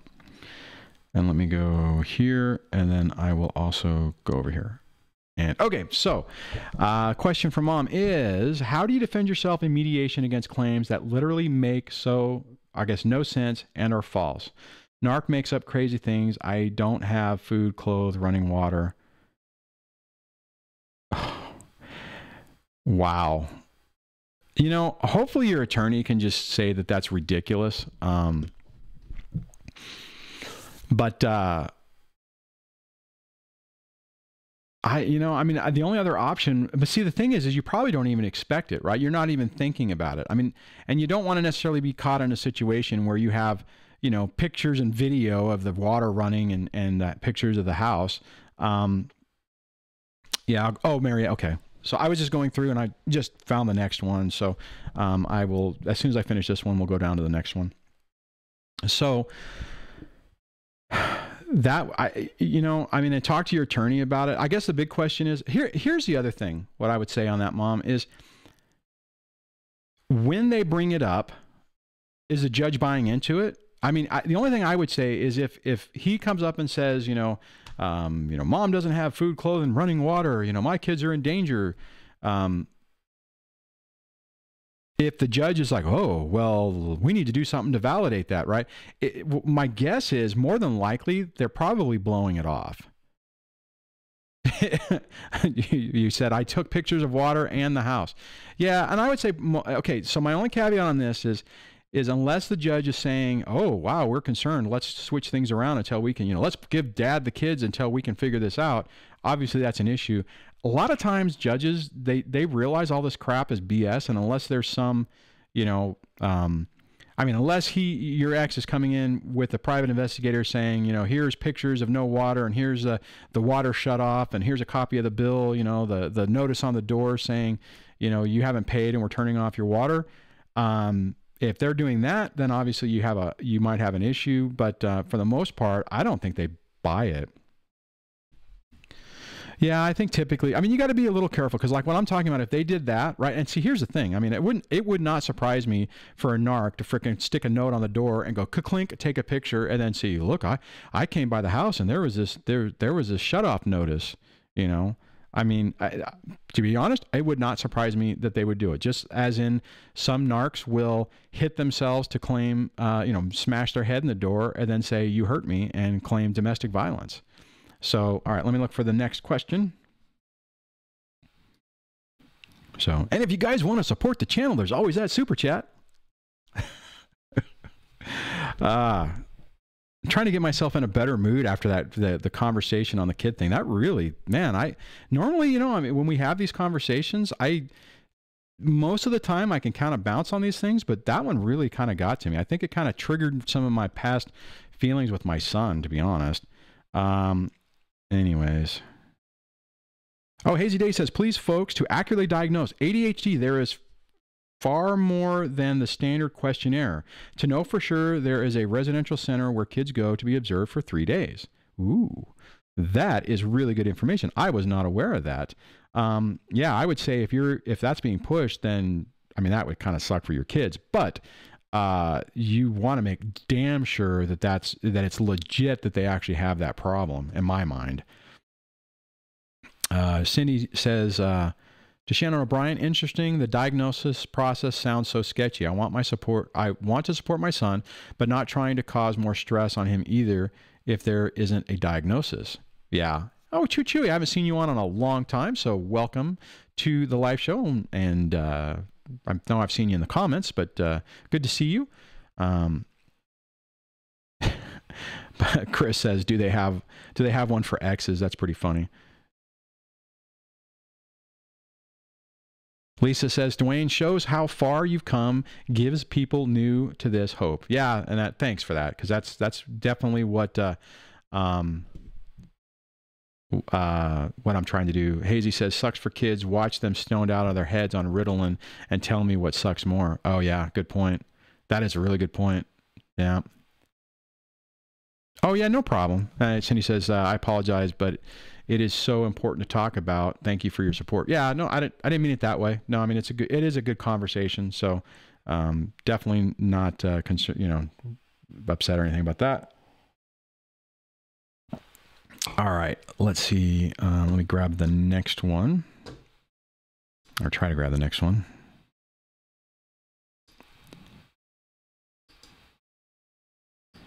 Huh, now looks like oh, you know what?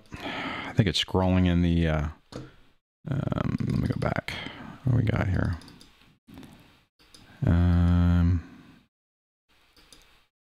Come on, where is it? Oh, I think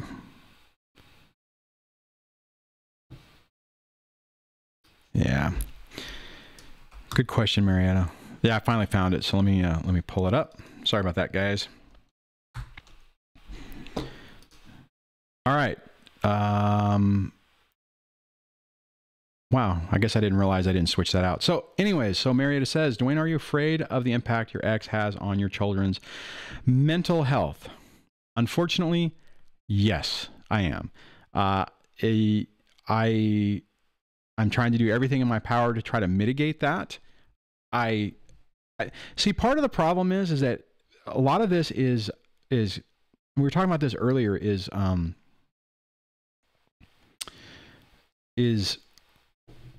you have the adolescent behavior, right? Which realistically is kind of narky behavior, right? You know, they're focused on themselves. They're that's typically what we're dealing with our 40-year-old or 50-year-old narcs, is they're acting like 12 and 13-year-olds and 14-year-olds, right? They're acting like adolescents and teenagers. And So it's tough, right? Because when you start seeing those traits, you instantly go to that fear factor of like, oh my God, you know, and it's two parts. One, you get scared because you're worried about your child. Then you get angry that your ex is doing this to your kid. But here's the thing. A lot of that is normal, the normal growing up process. So you still have the ability to work with them and help them grow as little humans, right? The problem is does that behavior stay as they get older? I would say that with I've seen with my kids that they're starting to phase out of it. Is there impact? There's absolutely an impact. You know, there's no way that we're going to get away from there being no impact to our exes, our, you know, suspected emotionally abusive exes interacting with the kids. But the reality of it is if the kids were never around the person, they're still going to have issues as a result of it. I mean, so realistically, so your question is, am I afraid of the impact your ex is going to have on your children's mental health? Even if she left, let's say in my situation, the ex said, you know what, I'm out of here. I'm popping smoke. You have the kids. See ya. I want to go live my life, which God, I wish she would have done that.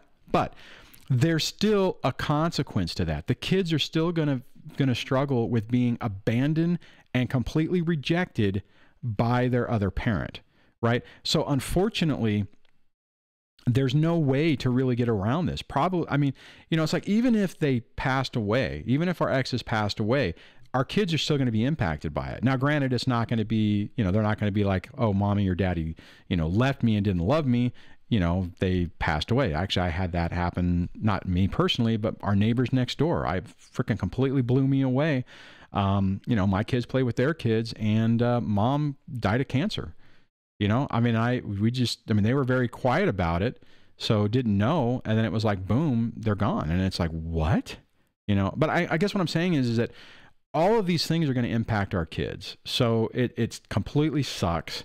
But you still have the opportunity to show them how to treat people. You have the opportunity to show them how to communicate, how to interact.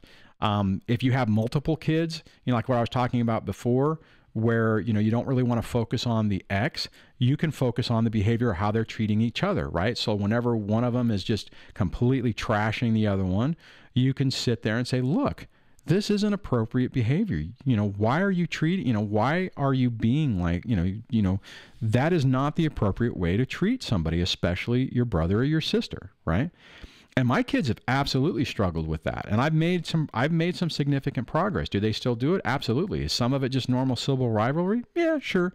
But a lot of it in my mind has been patterns of behavior that have been instilled into them even whenever we were married. When I was, well, not me with the kids, but when I was married to their mom, right?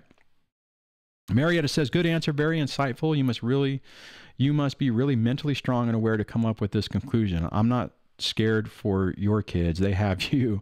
They're in good hands. You know what, guys? And your kids are in your hands. And here's the thing, Marietta. I've grown to this point. So I wasn't super dad, you know, like super Dave Osborne, right? I wasn't super Dad Osborne back in the day. I mean, I've made lots of mistakes. I've just been able to take a step back, look at it and try something different because it's like, okay, this isn't working, so I'm trying something different. And so my thing on that is hopefully you can see, okay, look, you guys can get to this point. It's not going to be easy. It's not, you know, you're not going to watch one video or one live show and then be like, whoa, I get it. You know, now, are you going to be closer? Yeah, I think you'll be closer. And I think maybe, you know, when you make a mistake, you might go, oh crap, man, that's exactly what Duane was talking about. Man, I shouldn't have done that. Now, I hope you don't get in the point where you like really beat yourself up because that's counterproductive. But look, you make mistakes, you know, hit the reset button and start over, right? I mean, that's the key. Oh shoot, it scrolled right up. Dang it. I guess that's the only problem with this little configuration is the comments scroll faster. So let me go back over here and I'll look for the next question. Actually, you know what? Before I do that, let me look to see what you guys are saying because I sometimes I need to do that so I can actually not miss good comments. Schaefer1 says, I had a good friend who's a teacher for 25 years. She would have every kid in her class numbered if she could have. Teachers have so much to do. They want the kids to be still. Numbed. He wants them numbed. I'm like, numbered? What? That don't make any sense. Oh, God. Sorry about that. Could you see the wheel spinning in my head? Like, that makes no sense. No, I get what you're saying now. Numb, Duane. Yeah, thanks, Chamber1. Oh man, the joys of being live, right? I need a button to frickin' erase that one out of the off the internet. That's hilarious. Jenny Wren says the child's closed down. The child closes down because it's to their own defense what's going on at home. Mine did that with her reading at age 10. I used to slip notes under the teacher's door to keep an eye on her that day, say, because of all the hell we were going through at home. Yeah, you know what? I used to, the teachers, when I would talk to them, would say that they could tell certain days the kids acted different. It's like one day they were fine, the next day they weren't. And I mean, and part of that caused a problem because they're thinking, wow, what is wrong with this kid? But I would go in and talk to the teachers and tell them, hey, it's really tough. You know, it's not a great situation. I've made videos on that before too. Schaefer1 says, my son is a chemical engineer, skydives, scuba dives, and is so witty and funny. He's not a problem. He was too smart, and his teachers that push for ADHD didn't like it. Yeah. Oh, you guys are talking about the whole numbing and you know, controlling the classroom. All right, let me go down to the next question or try to find it. Okay, I talked about that one. Am I missing another question? If I am, guys, just pop it up so I know what to look for, or just do it again. So I'm trying to see where we are.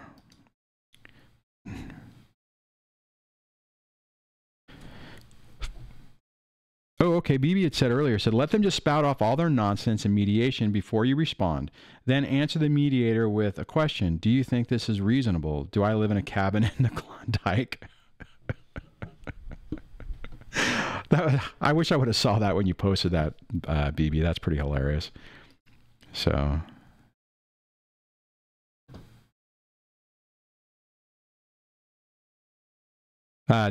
Dawn had said, is it best to let the narc speak for themselves or to respond?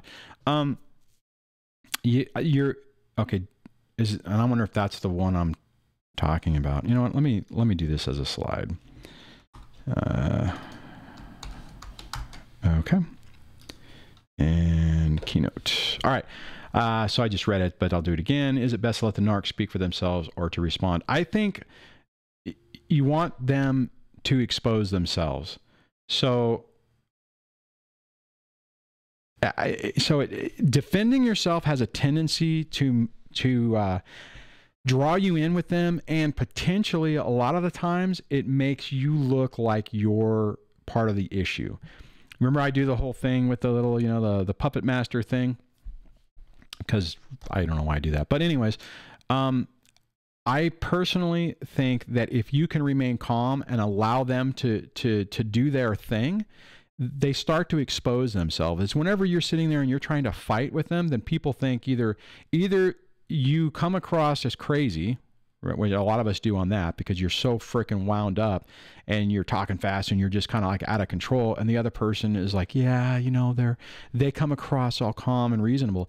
But if you can basically let them be playing their stupid little game and you're demonstrating that you're stable, that you're focused on your kid, if you're talking about the kid stuff, focus on the kids, that's really important, right? Then what happens is you start to expose what they're doing because they're the only ones moving, right? You know, you're being calm and rational and they're kind of trying to play a game, and then their actions don't match up with their words and the results don't match up. And they start to break down their own facade. And that's what happened in my situation. Now, initially, I was fighting that.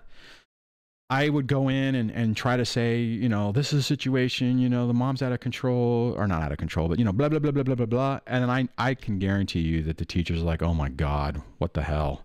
You know, and then you got mom coming in, you know, oh, hi, how did little Susie do today? You know, and then the other person is looking like they're out of control. So they think, oh, okay.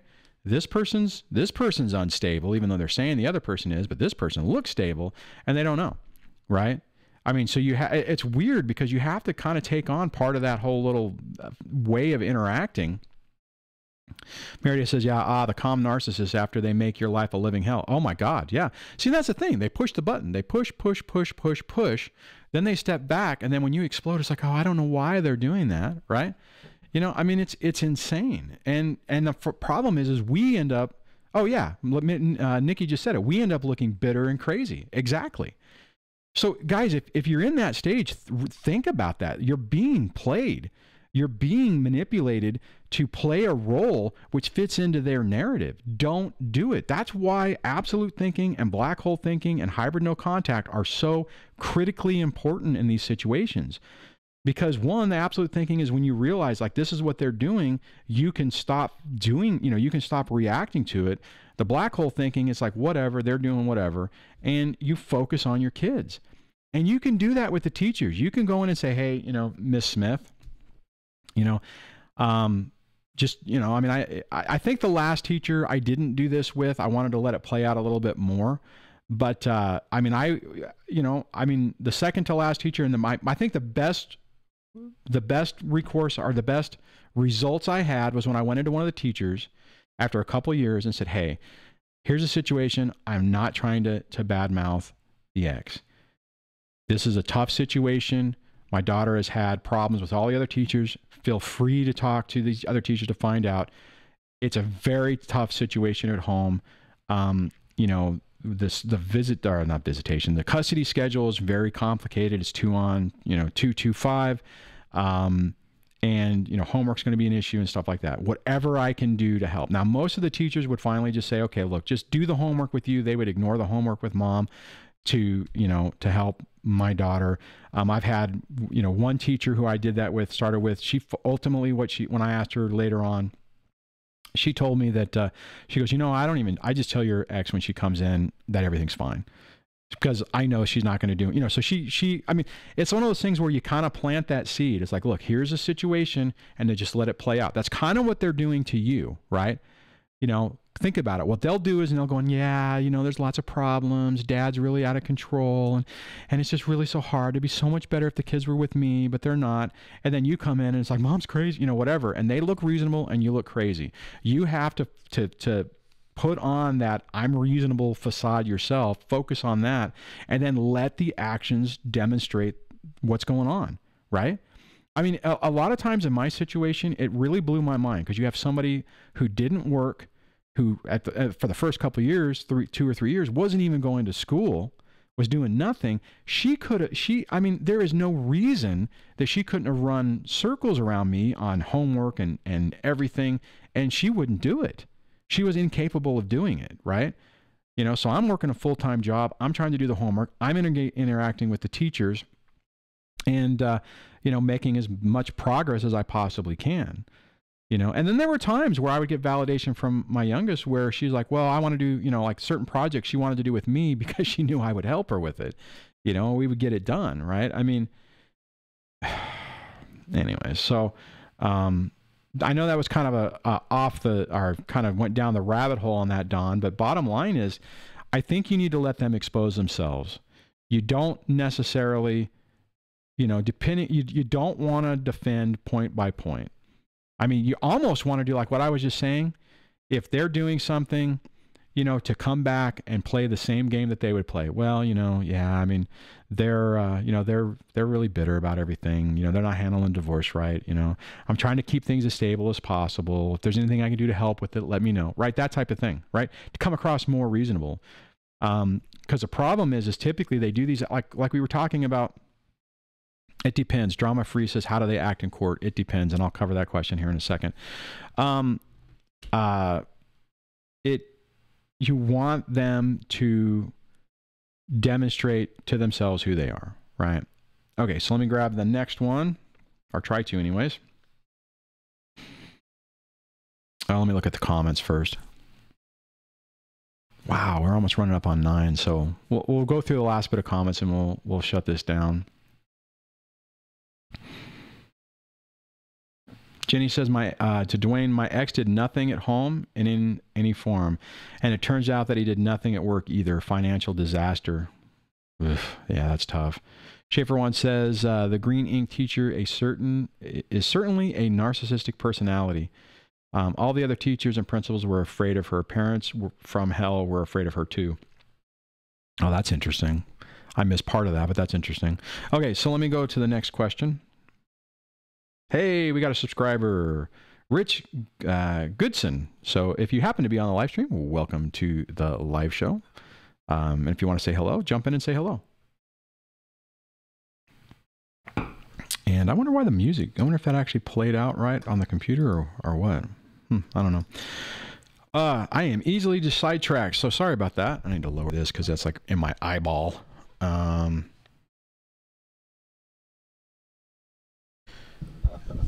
Let's see. Blue said, well, okay, that's to that other question. All right, let me get back over here. And no, not that. Oh, wait a minute. Hazy, the system blocked one of your comments, so I'm going to say okay to it, but I don't know if it's okay. Yeah, the judge, look the judge square in the eyes and say, Judge, you trying living with the ex for years, and you be displaying yourself as batshit crazy too. Okay, I would not recommend doing that.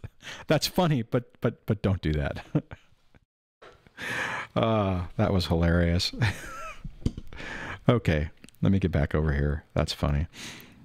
Where am I at? Let's see here. Back one, down one.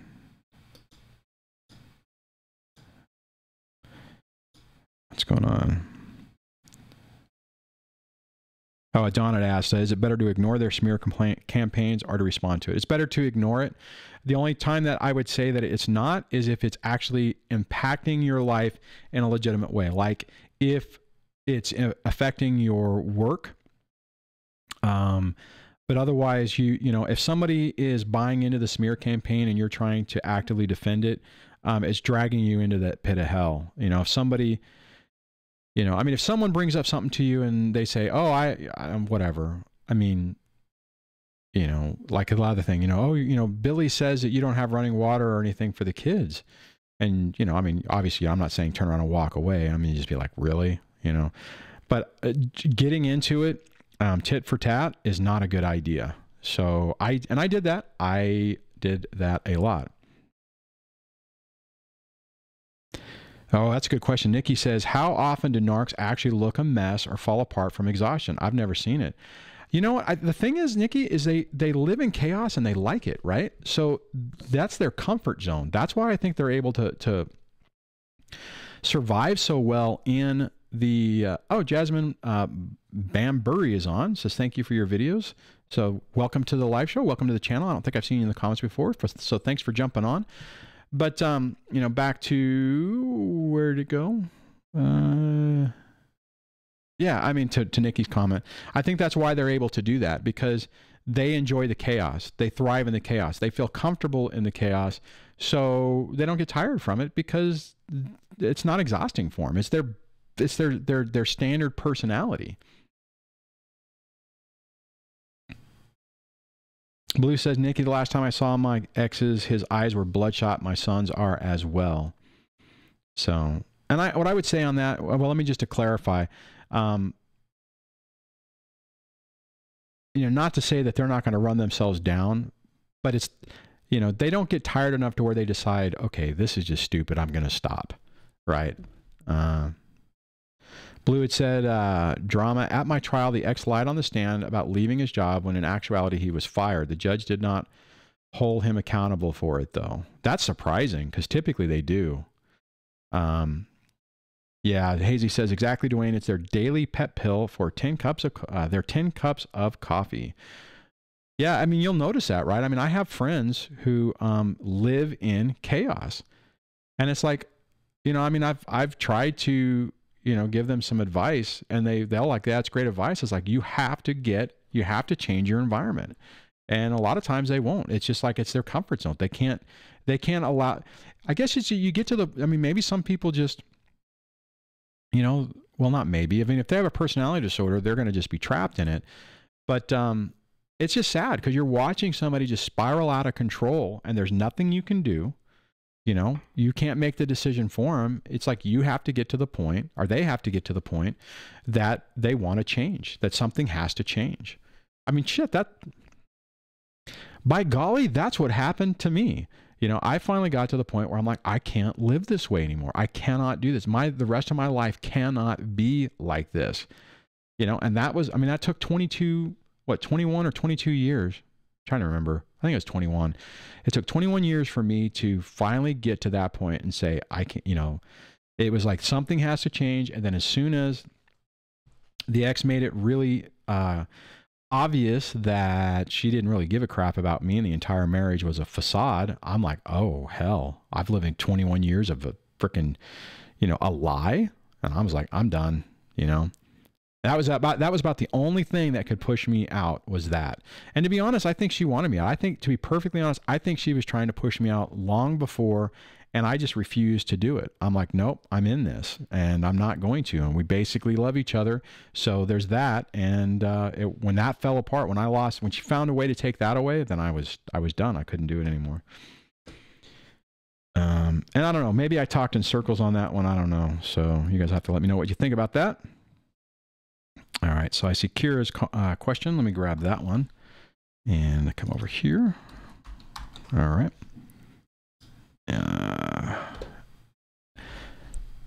DramaFree said they blame us. Yeah, that's true. Actually, you know what? Hold on. Before I grab Kira's question, let me just look at the rest of the comments. Shannon O'Brien says to Sindy, the Magic 123 program author just scrolled off the screen, so it makes it really hard for me to read. Where is it? The Magic 123 program author told me about how he locked his son in his room and son destroyed all his toys as a result. Then he started to tie the line. So therefore his program worked. Ugh. Yeah. That's a tough one. All right. Nikki says, I'm running in circles trying to get everything done. I go to my son's school, just worn down, and my ex is all dressed up and looks well rested. Well, okay, the other thing on that is, remember, Nikki, they live in perception and illusion. It's all an act, right? You know, we're living reality, right? And we're not thinking about that everything has to be on for show. So that's part of it, right? And that doesn't mean that you can't scratch the surface and get them to break their facade. But think about it. That's what they're doing. They're playing. Yeah, it's all, and Mom says it's all an act. That's exactly it. Oh, Ken says, Duane, the years we lost. I used to be young and sexy. Now I'm old and sexy. Exactly. I like that. Nice, Ken. Oh, dear God. Oh, that's funny. Okay, so let me go back over to Kira's question. It says, why do we cry about our experiences and outcome with the Narc, but really don't want to cry or have any emotions about this?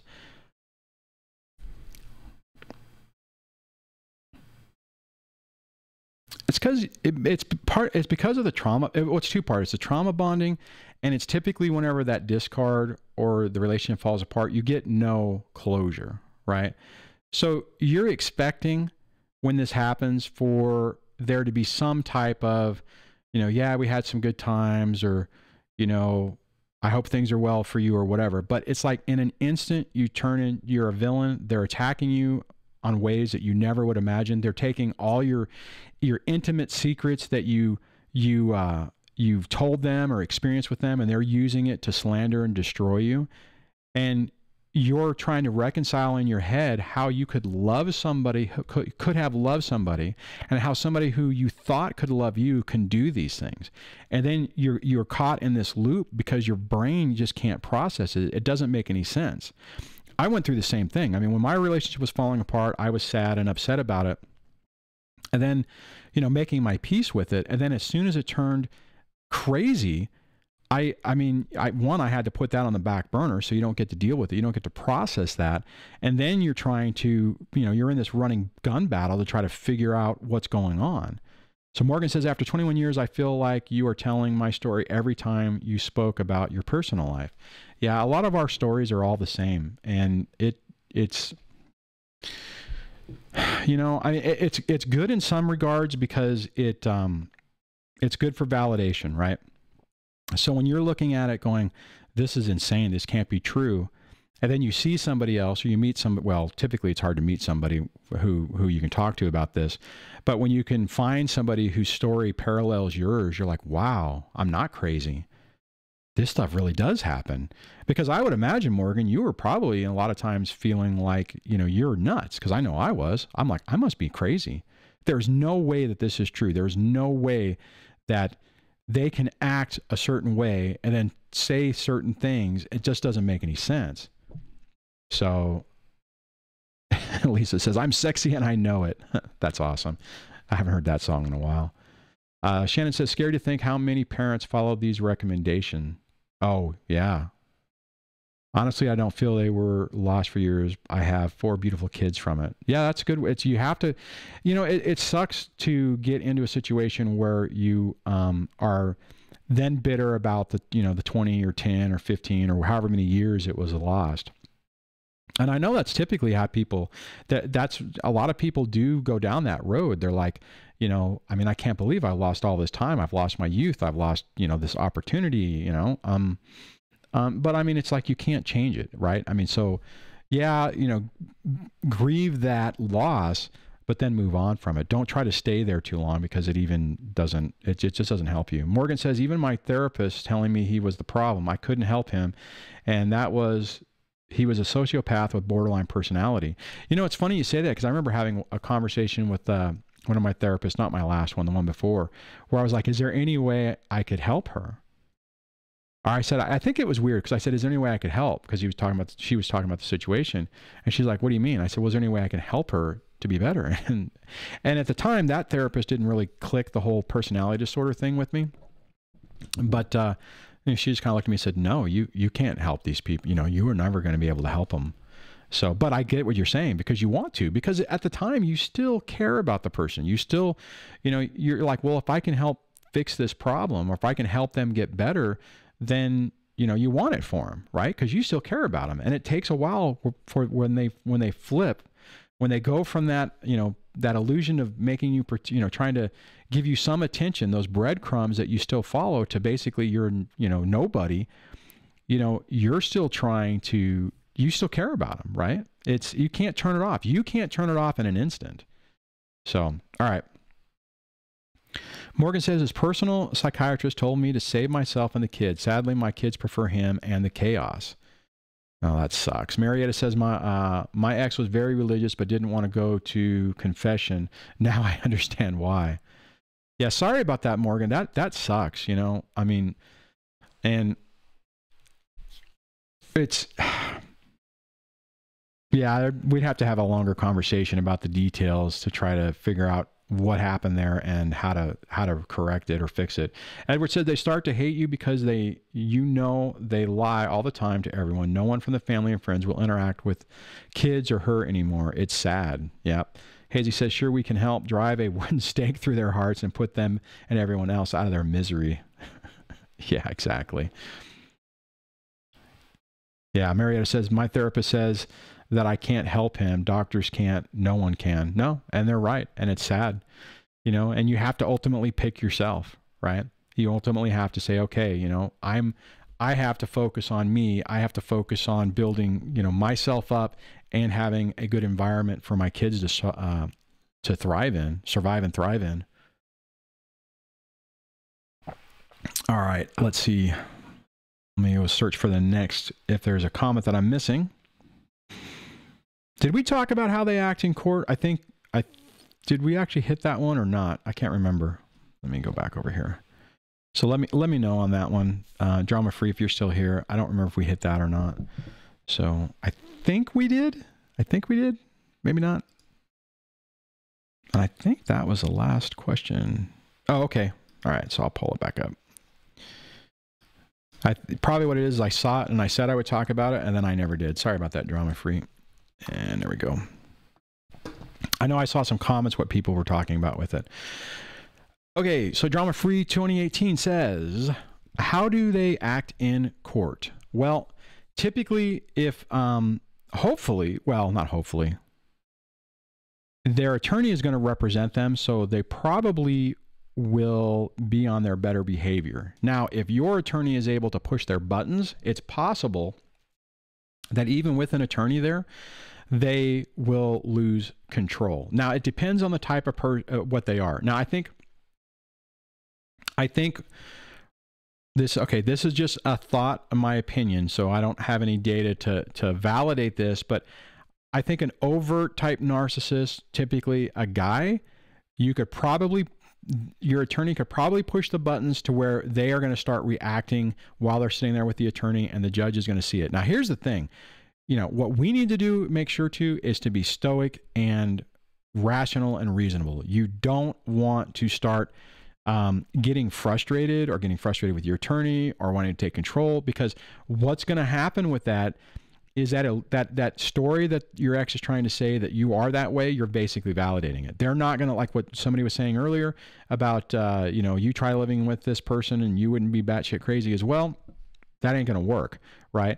And if you're getting frustrated and you look like you're losing control, and any of the story from the other party is saying that you're controlling, you're validating that thought. In that short period of time in that court hearing, you're going to have that. Now, in your situation, drama-free, I don't think, unless we'll have to talk offline, that he has a really good argument, right?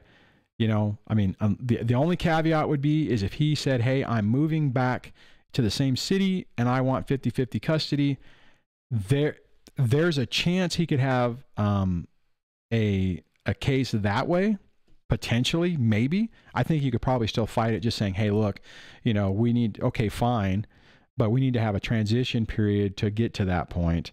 But if he's pulling hey, I want full custody and I want to move the child to a different state, which is what I think we're talking about, then he's going to have to make an argument why it's in the best interest of the child for that. And the support group is here, where your kid, the support group for your kid is right here.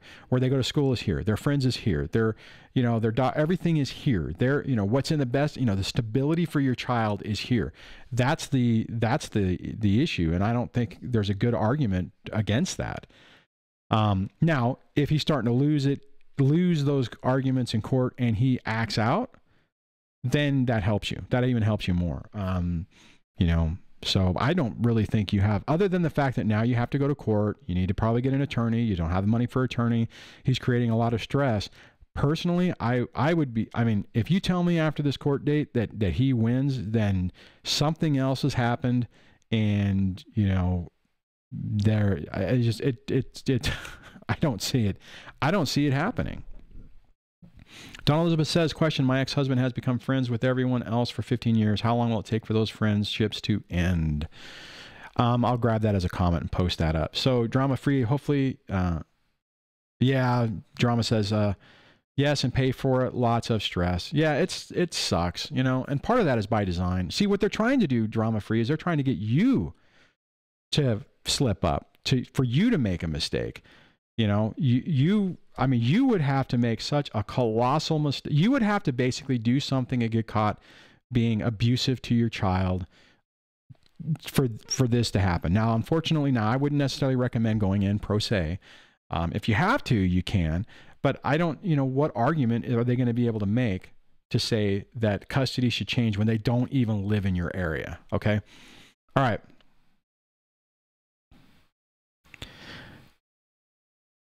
So I dropped it. Okay, so I'm gonna have to look at Blue's comment. So let me grab the next.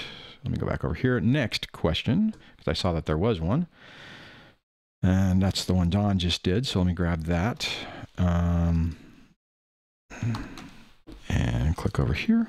And all right. So Dawn says, my ex has become friends with everyone but me. So I'm wondering, how long does it take for people to leave them alone? It depends, right? Part of the problem with that is, it depends on what they have. Sometimes people want to be around somebody because they're getting something from them too. So it depends on what his status in the community is. More than likely, it's going to take a long time. And the flip side to this, Dawn, is you need to phase out of it. You need, it's like I've made videos about the, mutual friends and stuff. More than likely some people will start figuring it out at some point, because at some point somebody is going to rub them the wrong way, and your ex will narcissistically rage on them. And, and you probably will find people later, come up to you and say, wow, I never realized what a piece of crap he was. I'm so sorry I doubted you. And at that time you're like, wow, thanks. Because I've had that happen. It's like, okay, well, thank you. It doesn't help now, don't need the validation anymore, but thanks. I'm glad, I'm glad it finally worked out. I finally figured it out. So, oh man. So yeah, it's going to depend on what they do to torpedo other people. Nikki says, Duane, did you go through a phase where your ex made you believe you were the problem? Yes, she did. We've had to text more about our son, and he's in my head again. First, I wouldn't recommend texting, Nikki. I would do it by email. And the reason is because, sorry, I'm looking at another comment. The reason is because that way you can control. The problem with text is, like, I could be sitting here, and if the ex was texting me and boom, boop, boop, it pops up on the screen and they're in your face like that. You don't want that. You want to be able to say, okay, I have my nice chamomile tea. I have my nice music on in the background. My incense are burning, which I can't do incense because I have allergies, but hypothetically. And now you open up the email and you're in the best position to deal with it. Okay. I really wouldn't recommend doing text. I mean, if you've already established it, it's probably going to be tough to undo that. But I think that would be it's not a good idea. You don't want them to have instantaneous access to you. Now, what I will say, I had a couple people send me some emails because they were concerned about the whole, hey, you say do emails, but everything I say is used out of context. So I want to do phone calls because there's no record of it, basically. And to be honest, that's what my ex had done, right? I mean, she got to the point after I used some of the stuff against her. She's like, well, I won't email you anymore. I'll only phone call. I only want to talk to you on the phone. I'm like, I ain't talking to you on the phone, because every time we talk on the phone, you're telling people that, the conversation went down differently. I want a record of it. So you have to look at whatever you put on. I mean, even in Texas, you can print it out, right? You want to make sure that you everything you say, you look at that it can be taken out of context and a judge is reading it, right? And in the example the person was giving me, they had said some comments. So the ex had said something sarcastic, and they responded back saying, well, what if I said X, right? And then that little sentence was pulled out and used as evidence. See, they said this, right? So the context was gone. So you had to be really careful what you say, which is why hybrid no contact is so important. But if you do that, then you don't have anything to worry about. Mom says, email only. My Narc expose themselves in email big time. Yeah, and most of the time they will. Morgan says, I text because emails all ignored, text too many times, but I get better results. There is an app that will save all the texts. One of my friend lawyers told me to use. I'll get that info for you guys. Yeah, share that. I just see, and that's the problem is what I would do, okay. The other flip side to this is, how much information do you really need to share? How important is it to actually interact with them? Okay. And for the most part, unless you're getting some type of results, which I never did, right? So for me, my experience was all the interaction I had with her, trying to co-parent, trying to make sure that we were taking care of the kids, trying to coordinate on homework, trying to do all that stuff, was for naught. It didn't accomplish a darn thing. It made me stressed. It made me anxious. Nikki says that's what my ex wanted, phone calls, and I refused. What I would say, Nikki, if you can, is just say, hey, look, the texting thing isn't working. I have, it's during work or whatever, I don't know if you're working or whatever, but just, it's not working. I need, I'm not going to be able to respond to text anymore. You're going to have to email, and just basically do it. I tried to do that with our family wizard to try to force her to use that. She wouldn't, but she wouldn't pay for it. Personally, I think you would be better off. Every one of you guys who are in the beginning stage of this, have one of those court systems, our family wizard, talking parents, 2 households, you know, whatever, have it court ordered, because then they can't text you, then they can't email you, and they can't call you. They do it through there, and then it's tracked, right?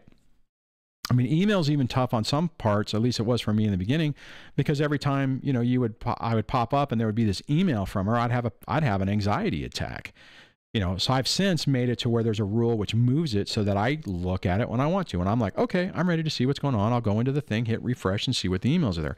My rules don't always work all the time, so sometimes her stuff still pops up, but that's what I've done to deal with that.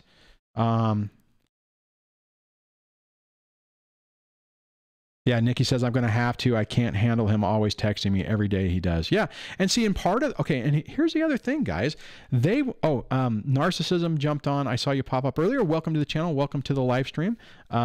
Says to M, narcs don't have real friends, just people that somehow benefit from their relationship. Yeah.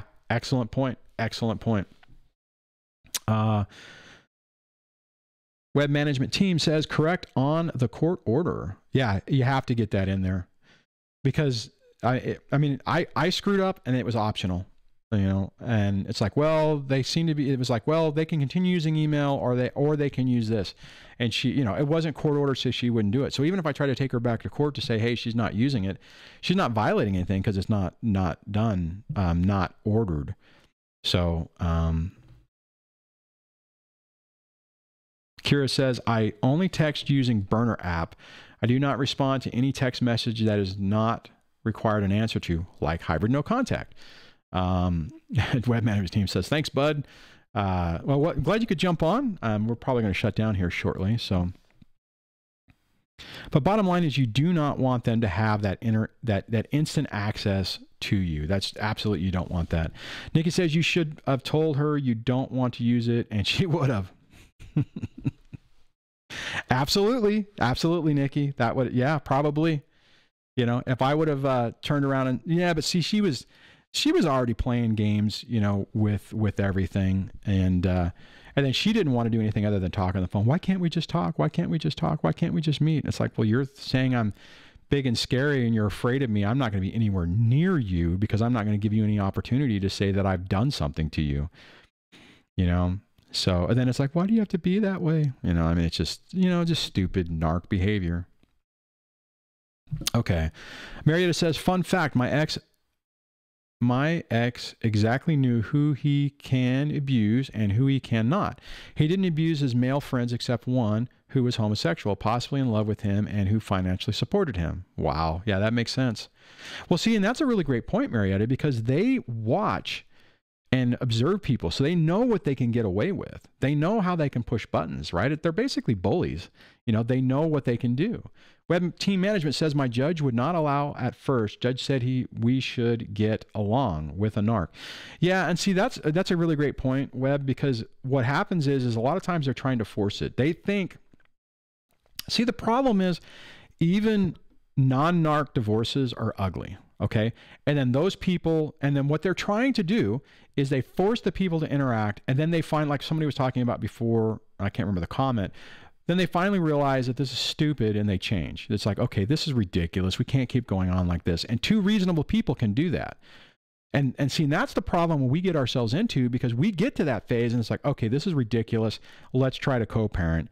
And then they use it to beat you with, right? They use it as a tool to manipulate and push your buttons again. I mean, I did that.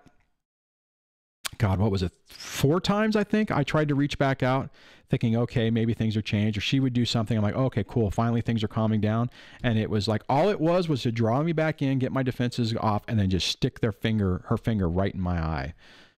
Yeah, but a lot of times, I mean, on a normal divorce, they, you know, that without narcissistic, toxic people, you finally calm down, you know? And I think that's what the courts are trying to do, and they don't realize it. I mean, and the flip side to it is, I guess, if you have that animosity and they don't force it, you could be a normal person, but if you create that environment where it's just like this forever, you can get trapped there too, right? So I understand why courts are trying to force it, because they're thinking that it's going to calm things down. The problem is they don't realize, let's say this is a narc, that you do this, that this person goes, and just takes over everything. So, BB says, remember, we each can be lawyers under the law. We just have to become licensed to, be an attorney if you want to represent someone other than yourself. Yeah, I hear you, BB. And not everybody is in an emotional state to be able to do it. I think the people who can get to that point and say, okay, I get this, I'm not going to be triggered by it, I can do it. You're right. And you're going to save a ton of money. Alex talks about that a lot on his channel. Even Wendy from the Command of the Courtroom, she provides a lot of resources to help people who are trying to go pro se. Did I do that right? Pro se? Yeah. Anyways. Okay. So let me double check where we are on the rest of the comments and see if I missed any other questions. Looks like I hit all the questions. So let's see. Let me double check.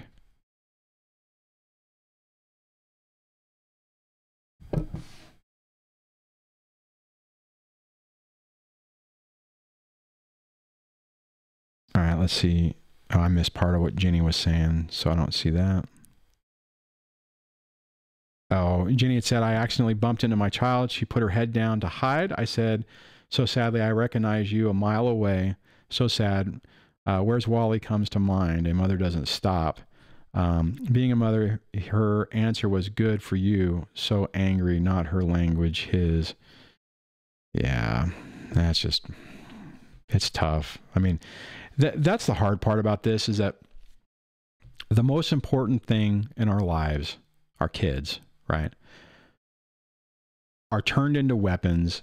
And not to say that people without these situations don't have falling outs with their kids, right? Things happen. But when you know that somebody's been actively trying to sabotage your relationship, and you can tie it, or you have a strong suspicion that you can tie it directly to that, it's really tough. What do you do? It's you do the best you can. You try to keep the doors open. You try to keep communications open. And it's the hardest thing in the world to do, because you are stuck basically having to get jabbed in the eye by the person that you love the most. I'm talking about your kids.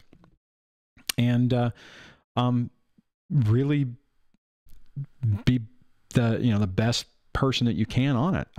Honestly, my recommendation in those situations is, if you can get to a point to where you can talk with your kid, is to listen. Just give them the opportunity to vent, to say everything. Don't, point by point, go down and say why they're wrong, or justify or defend your case. You have to basically be in that situation to where you say, okay, hey, I really want to have a conversation. I really want to know where you're coming from. I'm going to just listen. It's important. Our relationship is important. And I'm willing to fight for it. So what's going on? And if they sit down with you and say, well, you're a piece of crap because you didn't do whatever, I wanted you to show up to this thing and you didn't. And you're thinking, I couldn't show up because I was court ordered not to, or, your dad took all the money, or your mom took all the money, whatever, you have to just let them vent it out and just, basically validate them, right? Like, I am so sorry that you went through this, and you have to be careful, because the problem is if you start trying to defend yourself, which is exactly where you're going to want to go, you drive them away, because they're going to think that you're not listening to them, that you're doing what you always do, mom or dad. You don't care about me. You don't listen to me. I've had that. Oh my God. I've had my youngest say stuff like that to me. And it's tough. We are in a horrible position that's been thrust upon us, that you have to be like a Jedi master on this to be able to wedge through. And, well, coming back up, you don't have to be perfect on it, but it's really, really painful. It is going to push your perseverance to the breaking point, because it's going to push all of your trigger buttons and all your past trauma and all this, and you have to do it. And that's my best advice when you have kids that have been completely alienated, to try to get them back. You have to be able to say, okay, you know, you've had those things. What can we do to go forward, right? It's like, okay, I hear what you're saying. I want to be the best parent I can possibly be to you. What do you need me to do to help fix this, right? You know, put it back on them. And then if they give you stuff and you're willing to do it, then you have to do it. I mean, I'm not saying if they say, well, you need to buy me a car and, you know, give me an allowance. I'm not saying that. I'm saying if they're able to say, you know, I need you to be there for me, right? You know, find out what is that important thing and you focus on that. And that's what I've tried to do. Have I done it perfectly every time? No. But I've done it consistently enough to where I've been able to build that relationship with my kids to do that. And if I had been completely alienated from my kids, that is the approach I would take. That, I tell you, had my dad done that to me, that would have worked magnificently. If he would have had that, which he didn't, but if we could have had that conversation, that would have repaired a lot of damage, and my trust would have started to go up, and I would have tested him, right? And they're going to test you as well. Jenny says, Duane, I've sent her numerous texts, emails, phone messages.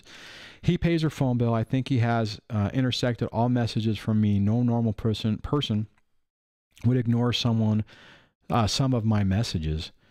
Yeah, I don't know, Jenny, it's tough, you know?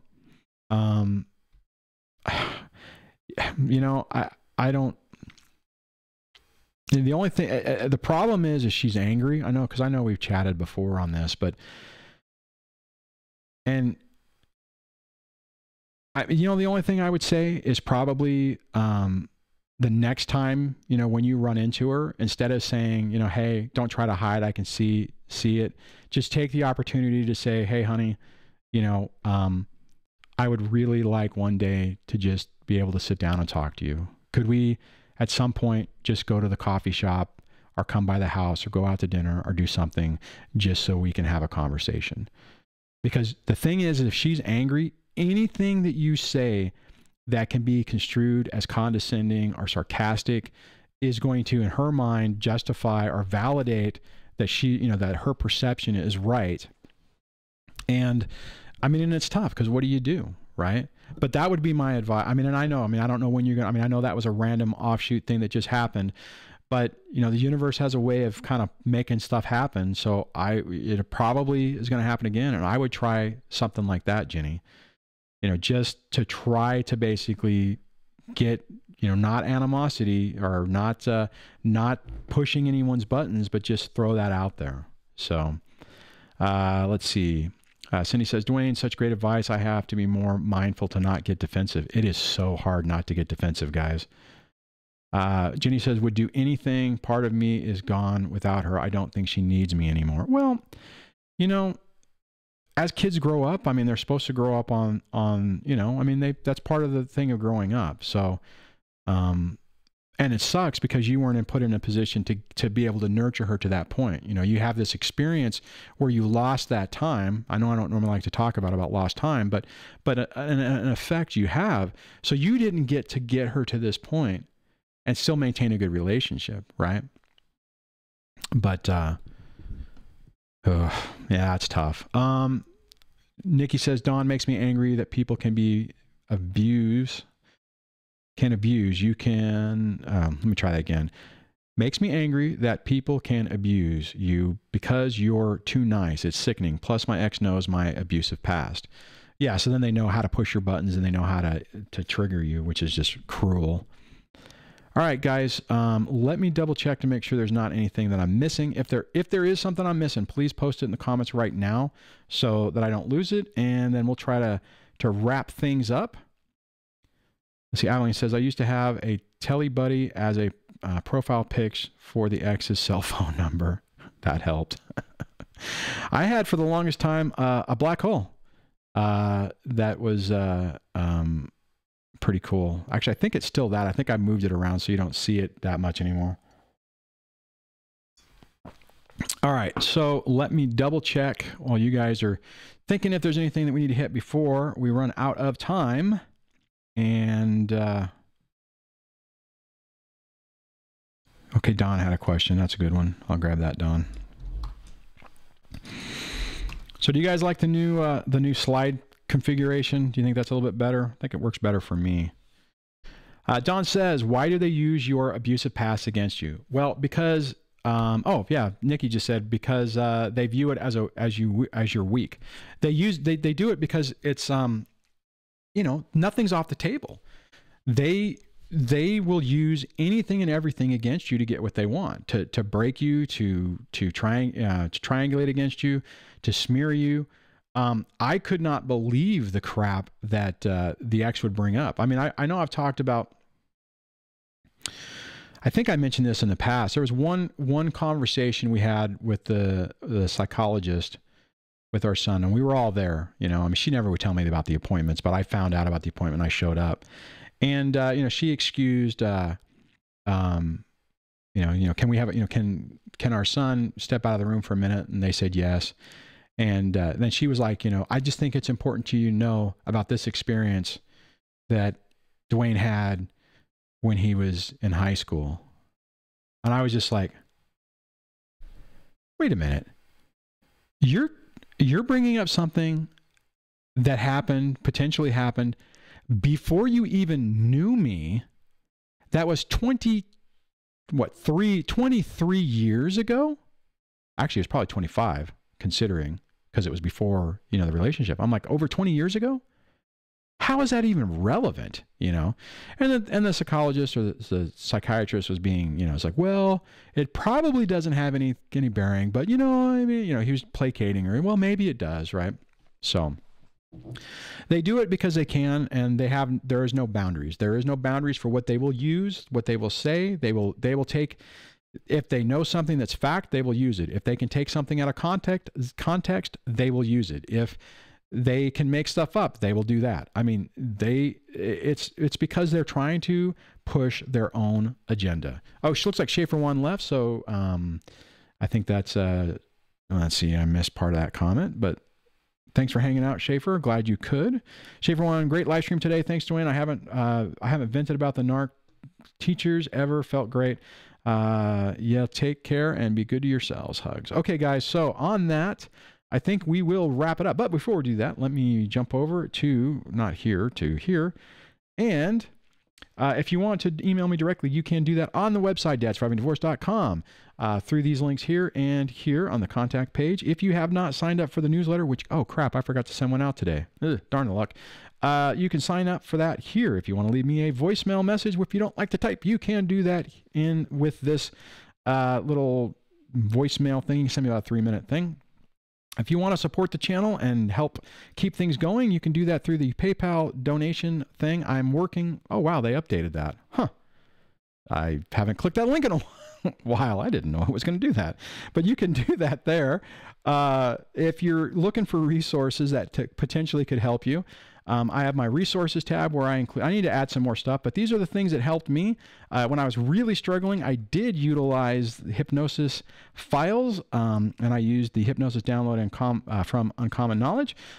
If you're an American and you like the British accent, it's a British company, so you get all their stuff with British accents, which I always thought was cool. These books, The Rebuilding, helped me out, and this Divorce Poison book helped me out. If you use any of these links, they are affiliate links, so it does, like, you know, means I'd probably earn like 10 cents or something, but it does help support the channel. And whoa, that was weird.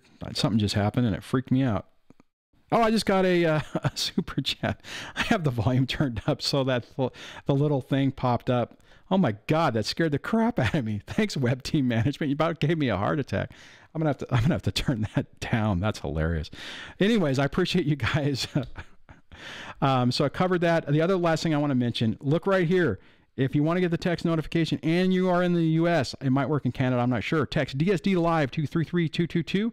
And I did use that. When I go live, I do send the text out with the link, so it goes right to your phone. So if you want to, if you're worried about missing these, you can do that. You know, I should probably talk about this stuff at the beginning of the show so that people know about it. So on that, guys, thank you so very much for hanging out with me on Saturday. I really appreciate it. Yeah. Oh, Donnie says, at Duane, do you get anything if I watch the ad? Yes, I do make some money on ads. I'm sorry, guys, I do the thing, but that's kind of the way I've been monetizing this channel. So it does. Do not like go to the channel and just watch ads, you know, whatever, because YouTube can catch that and I can get in trouble for that. So, but yes, whenever you view an ad or follow a link on it, it does support the channel. Only follow it if it's something that you are interested in, you know, and if you don't like the ad, hit next. Yeah, I do run ads on it because I do make a little bit of money off of that. Not a lot. I mean, it's, you know, ads. If you guys know anything about YouTube and AdSense, it's not been a great thing on that. I mean, that's why David from CNXG, he turned off ads because he's doing, you know, he's doing the life coaching thing. So he's just focusing on that. So obviously I haven't done that yet. Maybe I should start doing that. I've been trying to think about how I could set some time up to where I could actually talk one-on-one with people on a more period. It's just a matter of picking the time to do that. So on that, thank you guys again. I will hang out a little bit in the after show in the chat to catch anything if I missed it. I really appreciate you guys hanging out with me. I will be back on Tuesday for my normal weekly live show at 6 p.m. Pacific. So hope to see you guys there. And I know I haven't made a video. I have some I have some recorded and I'm just trying to finish them up, and I'm trying to make the decision whether I really want to post them or not. Typically when and in that mode and then I post, you guys really like them. So I'm probably going to go ahead and post it. I just haven't done it. So, and Don, we'll hit that on the next one. That's a good question. And we can talk about that on Tuesday if you're around. So on that, guys, thank you very much and have an outstanding rest of your weekend. I know with me being in California, I got more time on most of you guys, but hopefully you have a great rest of your weekend. And I will chat with you guys on the next video. Take care. Bye.